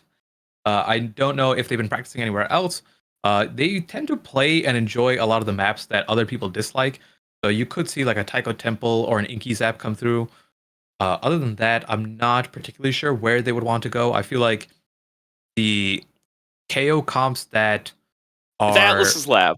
It's Atlas's lab. Interesting. Atlas's Okay. lab. All right. Inky's enjoyers, calm down. Chill out. You'll get there eventually, but not now. Not today. I dislike playing on that map, but I love watching it.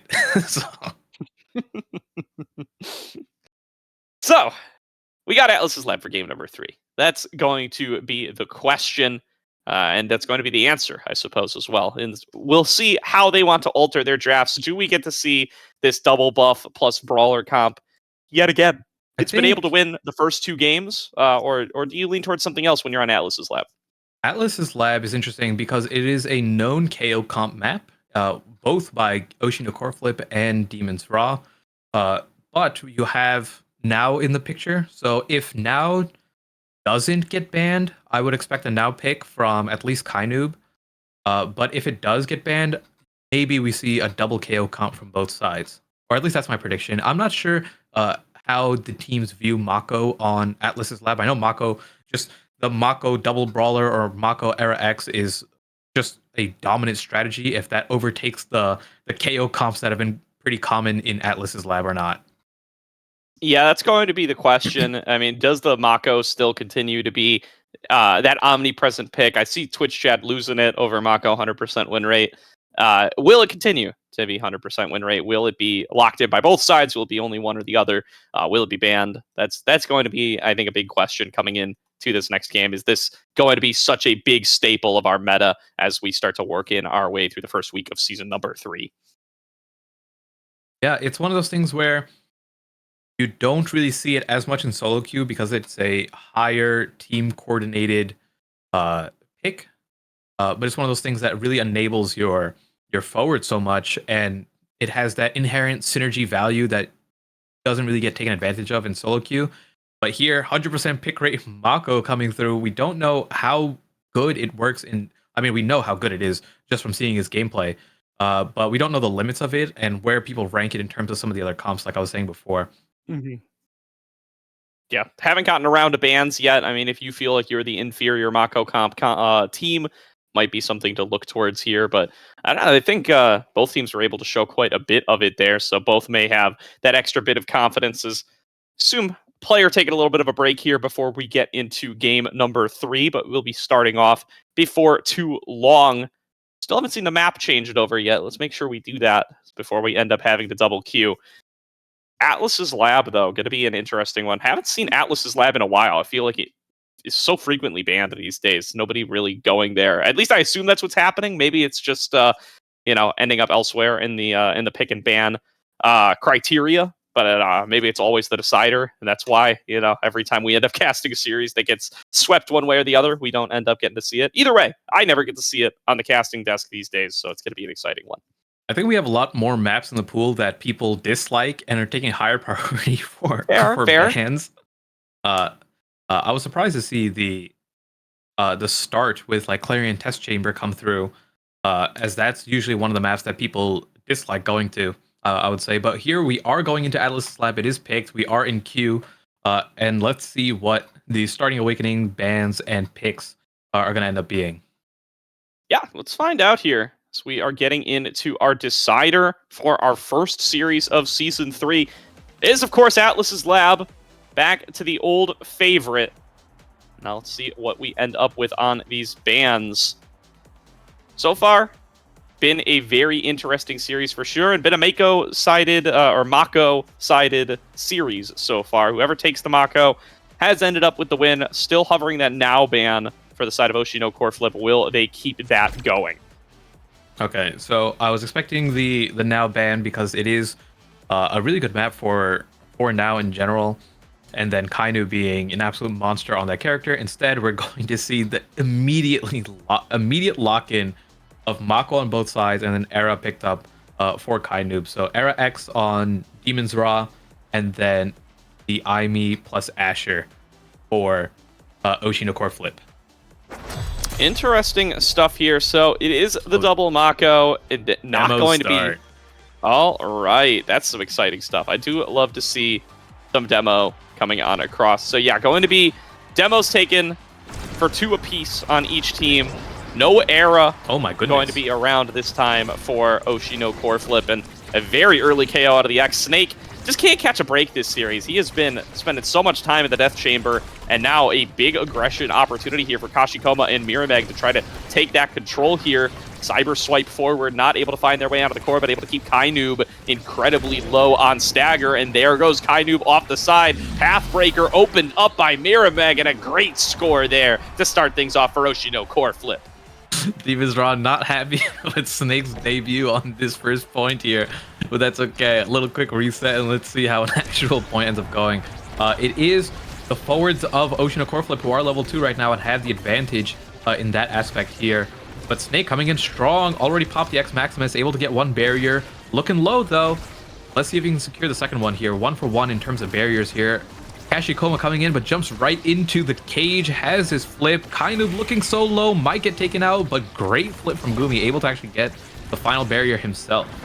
Yeah, really good stuff there from Gumi and Snake. Now looking to take control over on towards the other side.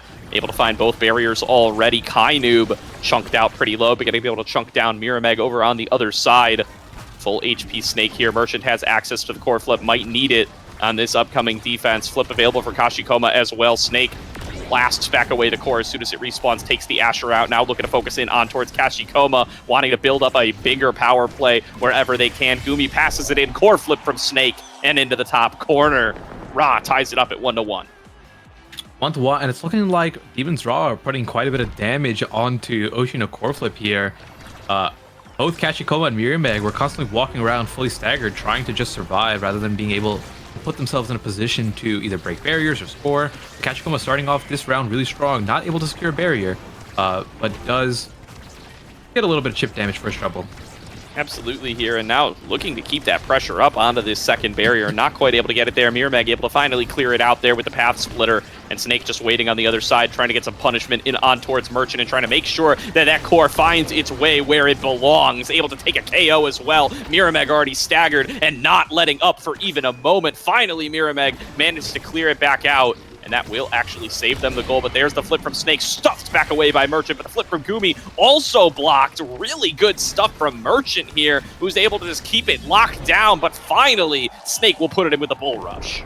Yep, the Bull Rush managing to get the strike at the end of the Bull Rush animation there to put it into the top corner, rather than Merchant thinking it was going to go to the bottom based on the actual Bull Rush itself. But one thing to note here is the KOs are coming through for Demon's Raw. Snake starting off strong, already getting both barriers here. And take a look, it's just so much damage coming through and so much pressure. Even with them trying to fight back, it is not enough, and Demon's Raw takes this first set. Yeah, I mean, what a pop-off from Snake there on that final point. Just getting the KO immediately, getting the barriers immediately, getting the full use out of that that Demolish, and going to be able to find that goal even through the ensnare drums.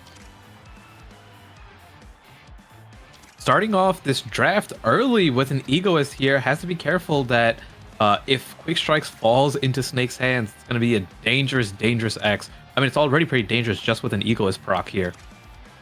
But Kashikoma able to pick up the Timeless Creator here on the Amy, which might make a difference at least. You know, you have the opportunity to pick up the extra special as well, and then you kind of get out of hand on that character. Absolutely. And now Snake taking it back aggressive onto the other side. Now going to find themselves KO'd incredibly early in this now set number 2. Going to be an attempt to keep up the defense here from Kainoob and Gumi. So far able to protect one of those barriers. Kainoob wants to keep that pushing forward off the center. Now the respawn is available, and they're going to look to focus on towards Kashikoma. Kainoob with a little bit of a breakaway, pushing it up towards that top barrier. The defense from Merchant not going to be enough to keep that one standing. And Gumi now with the perfect pitch available, finding themselves a really solid KO on that top corner. But Miremeg pushes it in with the barrier beam. Great shot from Miremeg. That finds a great angle onto the barrier and then using the demolition reset to get a second primary off to get a great bounce onto the corner. Gumi not able to protect that. No, just too tough, too much in the way. Now pushing in towards the bottom, going to find themselves that first barrier. Going to look for some more. Core flip used by Gumi to clear it back out. Not quite able to find a barrier for their troubles, but will get themselves a little bit of a reprieve. Kainoob taken low. Snake stuck in the ensnare drums, and there's going to be the KO found onto him. Getting that second barrier as well off the core flip. Going to lose one of their own barriers for it. And Snake wants to break away and try to get themselves a little bit of time here for their era to get back onto the map. Has the flip, uses it, but there's going to be that pressure, and there's going to be his life taken down. So now Kainoob has to fill that role of assistant on the defense, waiting for them to not be at a numbers disadvantage. Kainoob looking to take it towards the top barrier on towards the other side, but Kashikoma has the breakaway. Miremeg gets the pass, pushes it to the corner, 2-0 for Oshino core flip. Oshino core flip able to get the barriers really early and getting advantage with the demolitionist proc. So it almost feels like the team that breaks the first barrier just gets to use more abilities, and that ends up leading to a lot of KOs from this extra damage coming through. And Demon's Raw have not been able to find a barrier, and when they have, it's been through like an accidental bounce from Oshino core flip that gives 0 demolition procs. Yeah, not able to get the procs that they need, and Gumi now going to get it into Kainoob's hands. Kainoob should be able to find this bottom barrier, but the flip from Merchant will prevent it. Double KO found by Snake, though, just in time for Miremeg to come back and make it a small one-person power play. Snake wants to keep up that aggression, uses the flip, gets the second barrier, and they're not done yet. Kainoob passes it in. X Maximus for the KO onto the goalie, but a breakaway from Kashikoma will open up the goal onto the other side. Glitch pop, not able to prevent the core from being cleared, and Kainoob gets it back into Snake's hands. Snake can push it forward. Actually, just holding up time for Kainoob, who gets the goal credit. Yep, and now both Kainoob and Gumi have full energy to use, and Snake is almost right there as well. This could be a very quick point if the energy burst barrier takes go the way of Demon's Raw here. Great Maelstrom coming in from Kainoob, pushing back in, getting that barrier reset, and now Snake trying to set up a play of his own. Does indeed get the second barrier here, using his own flip. X Maximus comes through. One member of Oshino core flip gone already. Oh, but Miremeg running for his life, trying to make use of this It's downtime. a nightmare. It's a nightmare angle there, nearly losing the second one. They've all used all their energy, and they were not able to get a goal out of it. There's the goal opened up on towards the other side. Glitch pop to keep the aggression up from Kashikoma. Miremeg finds themselves very low on stagger, but Kashikoma can snag it away from Snake once again. Loses quite a bit of HP for that effort. Magical Maelstrom not going to be enough to push in the goal. Miremeg still low on stagger as well. Snake trying to find the goal-scoring opportunity. Miremeg knocked aside, staggered away. Snake with the flip available again, and he puts it in the goal. There's going to be 2-2 in set number 2. Yeah, so much aggression coming out here from Snake, just sitting on top of Kashikoma and Merchant, waiting for the pass to come through from either Kainoob and Gumi, and knows that it will come indeed. And doing a great job of converting in with these opportunities. Almost every time it comes to him, he's making something happen, whether it's a KO, a barrier take, or actually just finishing the point itself. You can already see here 1 point, 1 barrier being taken over by Snake, and the core just always comes back to him. But Miremeg, able to find the opportunity there. Gumi was not able to clear it out successfully and getting both barriers in that one attempt. So now it is Miremeg's opportunity here to try to finish this off, getting the pass from Kashikoma, but not enough here. Yeah, really nice stuff there. Gumi having to use at that core flip to be able to clear it back out. Kainoob not going to be able to do much to help out here, trying to keep it past Kashikoma. Snake working on it as well, but there's just too many members there. Everybody ready to keep up the offense. Passes back to Miremeg. Miremeg gets it cleared away by Kainoob. Miremeg with another shoot, going to be able to push it in, and that's 1-1 in sets. Oshino core flip take themselves their first set in game number 3. Yeah, the speed of Mako there was a really big factor in Miremeg being able to just move around and get that final shot that he needed. So in the Mako Dittos right now, it is 1-1 in sets, but Oshino core flip taking this second set. So Kashikoma up front, has opportunity to take a couple of things here, but might take ends up taking the specialized training to deny the X. But also had options like Super Surge or 1-2 Punch available for him. See what the selections are going to end up being. Nothing taken for the area yet. Okay, finally going to take that 1-2 Punch. There's going to be the big fish for the X, and a hot shot coming through for Mako. They're very common for if you're in a position like that as Kai Noob to just not pick anything and to leave as many options for your X as possible, because if he did take, for example, like 1-2 Punch and then Mirror Meg decide to take something else that X wanted, it would have been really bad for Snake. Makes a lot of sense there. Snake going to find themselves off the map here to start off set number 3. Kai Noob going to be able to find that barrier, going to be able to open up the goal, but at a numbers disadvantage, going to need to wait for Snake until you can make too many more plays there. There's the Flutterfly, though, to try to go on the aggressive. Gumi still going to be beating that drum and bass to try to keep up the defense. Can protect the barrier for a while, but not for long enough. Half Splitter will eventually get it in and will be able to open that goal up. Kashikoma setting up now for a scoring opportunity with Mirameg. Merchant coming out towards midfield. Mirameg with a little bit of a breakaway here. Gets it in with the barrier beam, and 1-0 for Oshino core flip. That was a great setup place for Mirameg. Using the pass splitter there, perfect angle, force it into that bottom barrier, and then right there at the end, winning one of the most crucial strike wars against Kai Noob himself to get in a position to score onto Gumi. Really good stuff there, Gumi.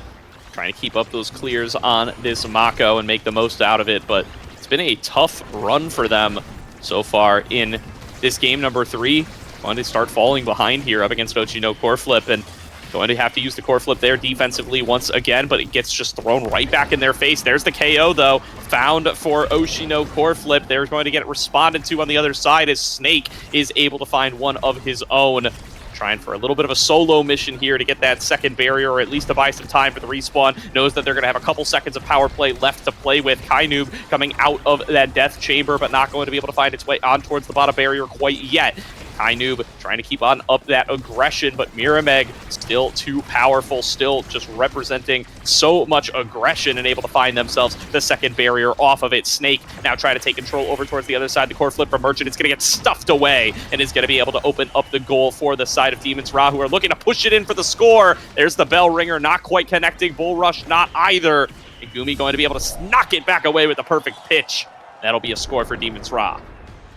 Looking really close there for Oshino core flip to score, but a little bit of either core moving too fast or not being able to catch it just in time.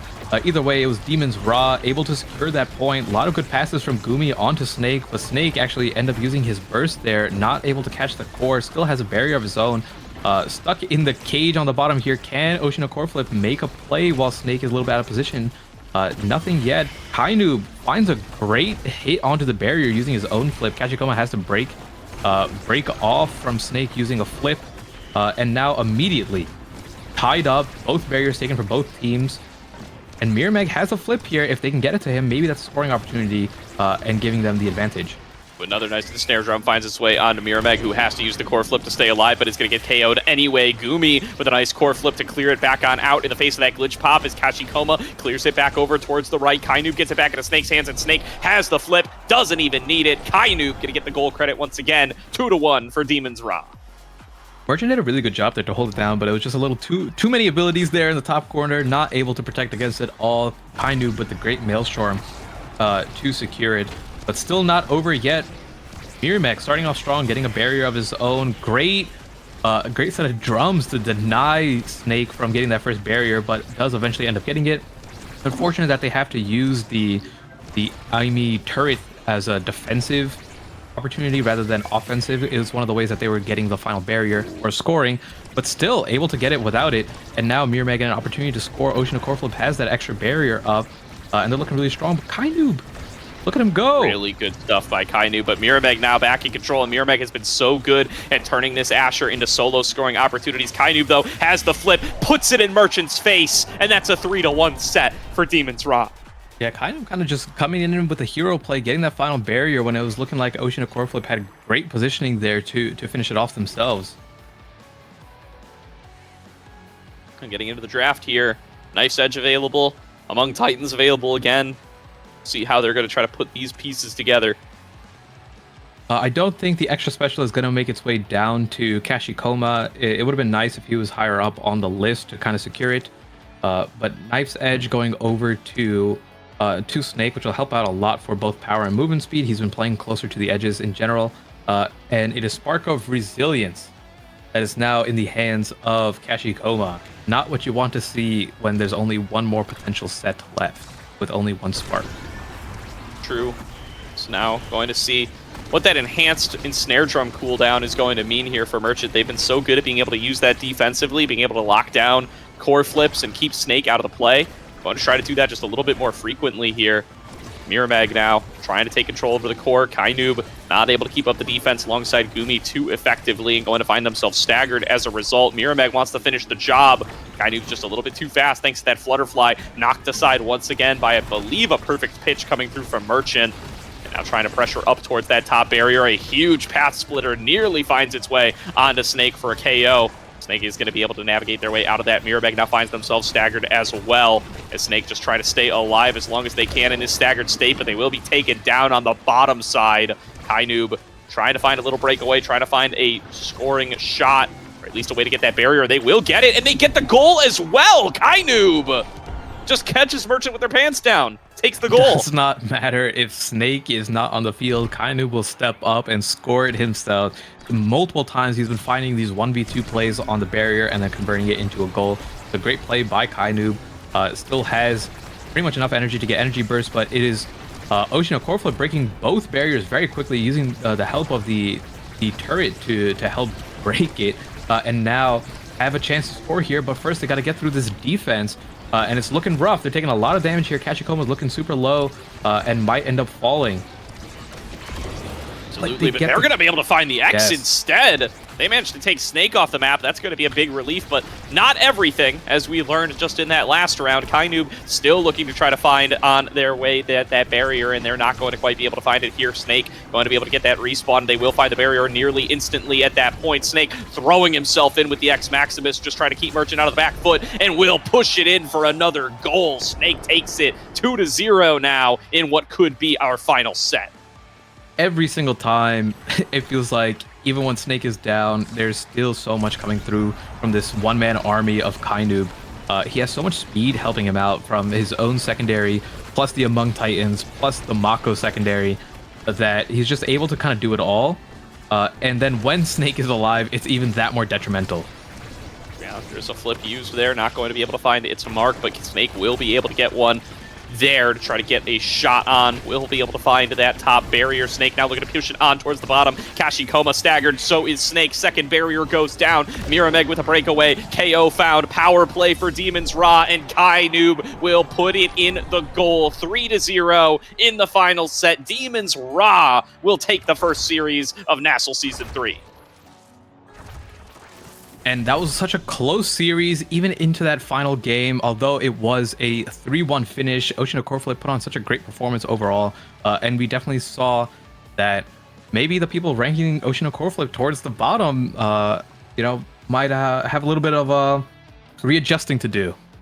Yeah, for sure. I mean, they end up losing it, but they lose it in 3 to Demon's Ra, and say what you will about that composition in game number 2, but there are some real close sets in games number 1 and 3 as well.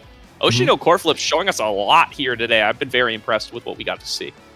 Yeah, overall, great start to Nassel Season 3 here for game number 1, or series number 1, I should say. And now we're gonna start prepping. Demon's Ra starting 1-0 in their Season 3 debut.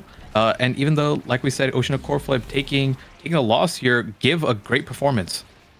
Yeah, good stuff here. And now, time to turn our heads towards our second series of the day. It is going to be the Sundubu Strikers taking on the first of our newly promoted teams, Last Call.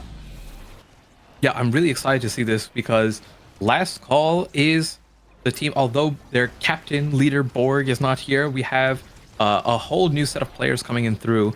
With Pathologically Fresh or Frightfully Fresh, whichever one you want to view him as, and then Hook Resets as well, holding the backline of midfield and goalie, held or heralded by Lumos right now. But we have a new team coming in that has been getting some recognition and seems to be around this middle of the pack team, at least from first impressions here. So I think Sundubu is a perfect team for them to start off this tournament against. To see like, do they really stack up against them? A team that has been to playoffs before and is, either in the middle of the pack or right around that area as well. Yeah, Hook Reset's coming out of this team, a player that people will recognize from Orbits last season. Played with Lumos on that team as well, so they got themselves a little bit of pre-existing synergy there, you might say. Rightfully Fresh, going to be the player in this game who you would call like a true rookie, hasn't gotten to play as a starter on a NASL team. Previously was a sub just last season, was on really a sub for Oshino Coreflip, I believe. So speak of the devil there. And Sundubu Strikers coming in with the same roster that they exited season number 2 with. It's going to be Grimella, 3Z Breezy, and Obscure Breads, looking to reprise some real solid middle of the table performances that they put together in season number 2. See if they can push even higher here in season number 3. Yeah, I'm just happy that I gave Grimella like plenty of practice the other day. I think 10 games in a row. But it's I'm expecting some good stuff, a good match out of everyone. And yeah, like I think this is a great, like I said, it's a great team to stack yourselves up against. Sundubu versus Last Call is a match I want to play. I'm really upset that Borg is not here to just see like what the main roster will have accomplished. But Lumos is a great player, has won. Is it OSPL? Was where he won with Snake? I think so. That sounds right. I'm forgetting the tournament. But tournament. Let's just say a tournament. A tier. Lumos won a tournament, so I know he is a good player. There you go. That's what I'm talking about. That's that's the kind of analysis that folks come here for. As everybody's starting to get their way into the lobby, trying to make some room here as we kick out the previous run of players here. The Sundubu Strikers, I think, are going to be a very interesting team coming into to this next season, right? They put themselves up together a little nice run in Nassel season 2 and what they were able to accomplish there. And I want to see how they could build on that coming in here, because they scraped into 5th in season 2, but I think they were really starting to put it together towards the end there, even though the 5th and 6th teams didn't get too much Omega Strikers to play in the playoffs. They found themselves in some tough matchups very early. I want to see how they can build on this in season 3. Yeah, it's a team that I personally rated pretty low at the beginning of season 2, and I was really happy to see the improvement of Sundubu Strikers over the course of Nassel season 2. And I'm curious where the improvement stops. Like how far can they keep going? Yeah, absolutely, right. And we always want to see these teams start to get better over time, get some more challenges up towards the top of the table here, and both of these teams going to be looking to do that. Power rankings setting both of these teams, I think, pretty close to each other. If I recall the power ranking, the tier list that we started the day with, it was Last Call was in B tier and Sundubu Strikers were in C tier. Of course, the substitute there for Last Call might keep those a little bit more equal as well. Not having Borg going to be a little bit of a loss for Last Call. So we'll see how they're going to be able to compete with Lumos stepping into the roster. I know this team does a lot of practice, a lot of scrims, and they've been doing it for a long time as well. Sundubu Strikers has been a team together for a long time, but I don't know how much work they've been putting in these last few months, especially with the holiday time. So I'm going to give the benefit of the doubt to Last Call right now. I said the prediction earlier for Sundubu Strikers, but I maybe took a little bit too much credit away with Borg leaving. So I want to say that this is either game at this point. I think it can go either way, and we're starting off game number 1 at Atlas's lab, playing. Let's see what the awakenings are going to be and what the comps are going to be. Hopefully a little less Mako and maybe a little bit more something else. Yeah, I think that's what we're all hoping for at this point, Mystic, but we'll see if that's how it ends up playing. A Last Call, I think a team that is really was really using the Mako quite a bit the last time I got to see them. So I would not be surprised if we end up seeing quite a bit of it here, at least on their side. But, there's always the ban button, right? That's what we could always resort towards at the end of the day. That now ban still being hovered, though, here from the left side at the very least. Now and Mako being taken off. So forcefully being removed from the game. We will not be seeing Mako in game number 1 of the second series. Yeah, we'll happily take that one. So Last Call going to be not able to select that one. It's not going to stop Lumos from locking in the X, though. Rightfully Fresh going to go right to that Rasmus and a Drakkar for the side of Sundubu Strikers. So definitely a little bit of variety coming in here. It could be a Jakar goalie, could be Jakar midfield. Again, with the Finny there as well, we don't know where anything is going to be played.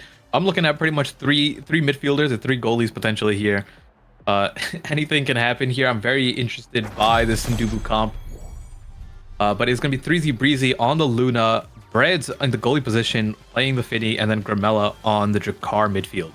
Yeah, Demolisher start, once again, Demolitionist coming on through, and then 1 Spark of Resilience, which 3Z Breezy will be taking for themselves. So, going to be quite a snowball-y start here, especially in the early games. They're able to reset some cooldowns. 3Z Breezy going to be the first one to try to take advantage there as they launch themselves forward and find themselves the first to the barriers, looking for Gramella for some backup and some really heavy range, all in all, coming through for the Sundubu Strikers composition. Yeah, starting off strong, 3Z Breezy able to get one of the barriers already. Gramella and 3Z already level 2 here. We see the Molten Bolt get hit onto Lumos, who's looking low, also gets hit by the Finny secondary, has to walk back to heal up a little bit. And so far, so good for Last Call, holding it down and applying the pressure here. It's just a matter of time where it's a little bit trickier, I should say, to get this final barrier when you don't have a melee character to stuff it in. Oh, great save by Frightfully Fresh to protect the barrier using the Rasmus Death Touch. But one thing that I am curious is how Ndubu Strikers manages to close out these second or final, like either the point or the final barrier without having that melee character to do it. Yeah, that's what's going to be tough here. Going to need some like big boost plays from 3Z Breezy or something like that. They do manage to find it off a core flip there. There's the counter flip as well. Gramella going to be able to sneak that one right past Lumos' nose and get the first score for the Sundubu Strikers. Yeah, great use of the flip plus shotgun there. Put Lumos in stun long enough where it wasn't able to flip back. Oh, and getting hit immediately from the Luna ult plus primary into the middle Atlas black hole there. Lumos getting taken out while having essentially full energy there. Really unfortunate. Greeted a little bit, didn't want to elusive and lose the energy burst. And ended up losing the point off that play. And Gramella pushes it in again. We're getting our questions answered right here in real time, Mystic. How do you find the barriers when you don't have that melee? Well, you just KO, you create yourself power plays, and you're going to be able to do it pretty easily at that point. A really great start here for the Sundubu Strikers. Looking like they've got a lot of experience on this composition as they combine forces to really make the most of their range. Yeah, starting off really strong here. Both barriers being taken out on this second and potentially match point. And the Molten Bolt to secure the round 1. Quick 15-second round. Good work from both 3Z Breezy getting that first barrier and then Gramella getting the second barrier and closing off the point. Yeah, I mean, what a pop-off from Gramella there. I mean, second and third points there, all Gramella all day. What crazy stuff they were able to just put together. Yeah, a little bit of awkward positioning here in terms of where Sundubu Strikers ended up in the draft. Like, you don't really want your Jakar that far up because he doesn't have that much of a priority pick or list of things that he wants. Having to take the big fish there, which isn't horrible, isn't really that good. But everything else looking pretty standard. Frightfully Fresh gets a Size Awakening on the Rasmus goalie as well, which will help extend the range. That's 3 size trainings, by the way, when you take into account the Pauldrons and Demo start. Yeah, there's quite a bit of size coming on through there. It's a big Rasmus, but it's not going to be enough to keep the teammates alive. Is Gramella going to be able to find that KO, keeping up the pressure alongside 3Z Breezy, passed back up, Obscure Breads at midfield, and they are able to score once again. So aggressive here. The Sundubu Strikers are playing this one real fast. Yeah, and that's so hard to defend. There's so many different angles that the core was being hit from between 3Z boosting in or Obscure Breads with the Finny primary or Gramella sitting there on the bottom. But finally, we get a barrier being taken for Last Call here. Maybe they can turn this around and get something going. And this is similar to the last Atlas Lab game where with Ochino Core Flip and Demon's Raw, where we have this demo start and the team that gets the first barrier or two tends to steamroll a little bit here. So let's see if that trend ends up continuing. Yeah, that is going to be the question. Obscure Breads, wow, able to set up for another quick KO. The damage threat from this team is just so huge. I mean, if you get double shotgun blasted, well, you've got the triple take on you. If you get hit by a boost or a rocket, the damage can just be absolutely insane and can result in you getting taken off the board very early, like Grimella just was off the center, but they're going to look to keep that aggression on towards Lumos, who finds themselves a little bit under-leveled, able to avoid the triple take there, which is going to be pretty big. Obscure Breads uses the flip as well, but not going to be able to get much off of it. Rightfully Fresh snags it back with Death Touch, but the respawn from Grimella is here. There's the boost around the map, going to be able to find one of the barriers off of it. Grimella throws down the Molten Bolt, but it does get stopped by the core flip out of Rightfully Fresh, and knocked back down towards the bottom as Grimella, trying to get a hold of it, does able to get it, and is going to be able to use that crater to try to be able to get a little bit more pressure. A nice launch from 3Z Breezy, looking well trained on this Luna. They are able to find themselves another barrier, keep the goal open, and now looking to push it through for another point. Yeah, finding these great angles here between 3Z Breezy and Grimella of either the perfect snipe with the primary rocket or the boost there to either break a barrier or just secure KO, and then Grimella getting the multiple ultimate secures with the Molten Bolt, just sniping the core out of thin air. The Sundubu Strikers, I mean, I can't get over how good they look on this kind of weird composition. They're just absolutely dead eyes with these shots. They are landing each and every single one. They got a double power play now thanks to that extra damage boost, and can Lumos even do anything now that he comes in with the respawn? Grimella trying to push it forward, gets the core flip, gets another shot, lock and load, not enough to push it past Hook Resets, who keeps up the defense, but still with an opened up goal. They're at risk of losing themselves a second set here for last call. Grimella emerging once again from the Xeno Cloak, looking to push it past Fresh. But Fresh able to keep up that defense, at least as of now. The big Rasmus going to be what they are relying on to be able to get themselves a little bit more space to play with. On top of the triple take, Grimella able to buy themselves a little bit of space, able to get kind of some de facto defense, as Lumos just does not want to throw himself back into that ability. Yeah, holding it down really well so far. Rightfully Fresh on the Rasmus here, but now we keep seeing Sundubu Strikers get these perfect opportunities here, or just like finding or threading the needle here with some of their abilities. You never know when the core might just go in. But I do like that last call is holding it down right now, and it is Grimella looking really low. Just as I say that, Grimella, with just the slightest amount of HP, able to secure this point, and look at the level difference right now, Gordo. It is level 7 Grimella on the Jakar to Lumos level 3. Yeah, and I mean, Grimella's just been soaking up the XP here, finding KOs, finding goals. What a great performance on the Drakkar. I haven't seen somebody pop up on the Drakkar like this in a long time, Mystic. Not since he was a little bit more omnipresent in the meta way back in like the season 1-ish days. Yeah, when was the last time we even saw Drakkar? It's been a while. Happy to see this character get played. Yeah, let alone be played this well, right? I mean, I got to see it with like a one-on-one tournament and stuff, and it was not pretty. So this is some really good stuff. But we have Hotshot going over to Grimella, a great pickup on the Drakkar. You love to see that. Denying the Deadeye from Finny goes over to Rightfully Fresh here, which you might think off of Amy's Zap is not that good, but with all these size training, Rightfully Fresh can actually proc Deadeyes with his primary pretty consistently. And already, yeah. I think, is this the first time we have seen both barriers and a point being taken by last call? I think it was. I think we were 6-0 for Sundubu Strikers prior to this. No longer, but still going to be looking to get themselves a little bit back into the competition here. Sundubu Strikers, see if they're going to be able to retake the reins, or if the streak being broken is going to have a lot more impact than that. Grimella with that hot shot going to still be looking to keep up this performance on the Drakkar and trying to find some of those crazy angles to be able to keep on getting the goals. Does find a goal barrier that way. Nice use of the triple take from Obscure Breads, but not able to keep their barriers standing as Lumos is just running amok in their face. Nice defense from Obscure Breads, able to save the goal, but Lumos will put it in one way or the other. Hook resets, snags it there with the Bewitching Beam. Yeah, an immediate turnaround from last call here. I'm thinking maybe they were just a little low on stagger, right? We had so many levels down, but now that we got Lumos with a kill and some barriers on catch-up EXP, already back to level 6 before he ended level 3 the last set.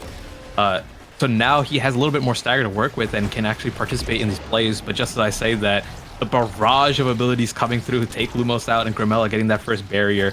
And now it is the Sundubu power play coming through.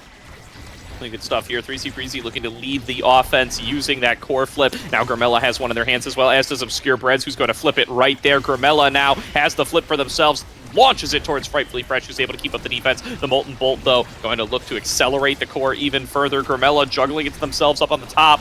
Down to 3Z Breezy, triple take. Not going to be able to keep control of it, nor there is Big Finish, but the KO for Grimella takes X off the map. And there's 3Z Breezy, just snags it right out of Frightfully Fresh's hands, throws it in the goal. 3Z Breezy with the wombo combo. That was actually 3Z who got the KO onto Lumos there with the rocket, and then finishing up the point. And again, we see this level difference between Grimella and Lumos here, just constantly above in stagger, in level, EXP.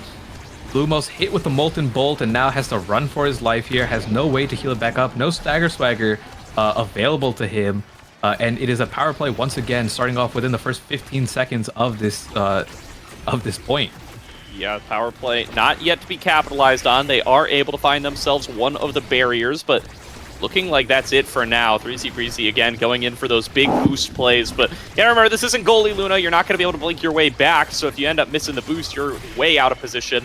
That's been a big difference maker here several times, but 3Z Breezy able to use the flip to find the second barrier, goes in for the boost once again, and again, not going to be able to find contact with the core. Grimella with control over the core on the other side, just try to reset, get 3Z back into position, and then reform their offense. Obscure Breads knocks it back over. It's going to be hook resets, ready to receive. Grimella sneaks it past, goes into the Xeno Cloak. Here comes Obscure Breads towards the bottom. Snuck past him, though, as 3Z Breezy is there to be able to pick up the defense. Trying to knock it back into Grimella's hands and use that hot shot for a big scoring opportunity. In towards the boost, on towards the crater, not able to find it. And Grimella finally getting the shot. Yeah, so much relentless attempts from Grimella over here. The hotshot helping out with all these lock and loads, right? It doesn't have rapid fire, it doesn't have prime time, it has no way to get multiple lock and loads, but because of the hotshot constantly being hit with the core being hit with the lock and load, the hotshot keeps proccing, gives them so many attempts to score that. Definitely here, and has been pretty powerful thus far. Lumos going to get hit by that big crater, and a nice defense from Frightfully Fresh going to stop 3Z Breezy from cashing out anything off the back of that flip. KO, though, found onto the X. Lumos off the map yet again. They've been able to keep him down for so long here and are now trying to take advantage of this power play. 3Z Breezy ready on the top. Gets knocked out, though. Huge pendulum swing from Frightfully Fresh will get them a power play of their own. Molten Bolt trying to slow things down from the perspective of Grimella, waiting those 3 seconds until their Luna is back and available. Power play going really well for last call here.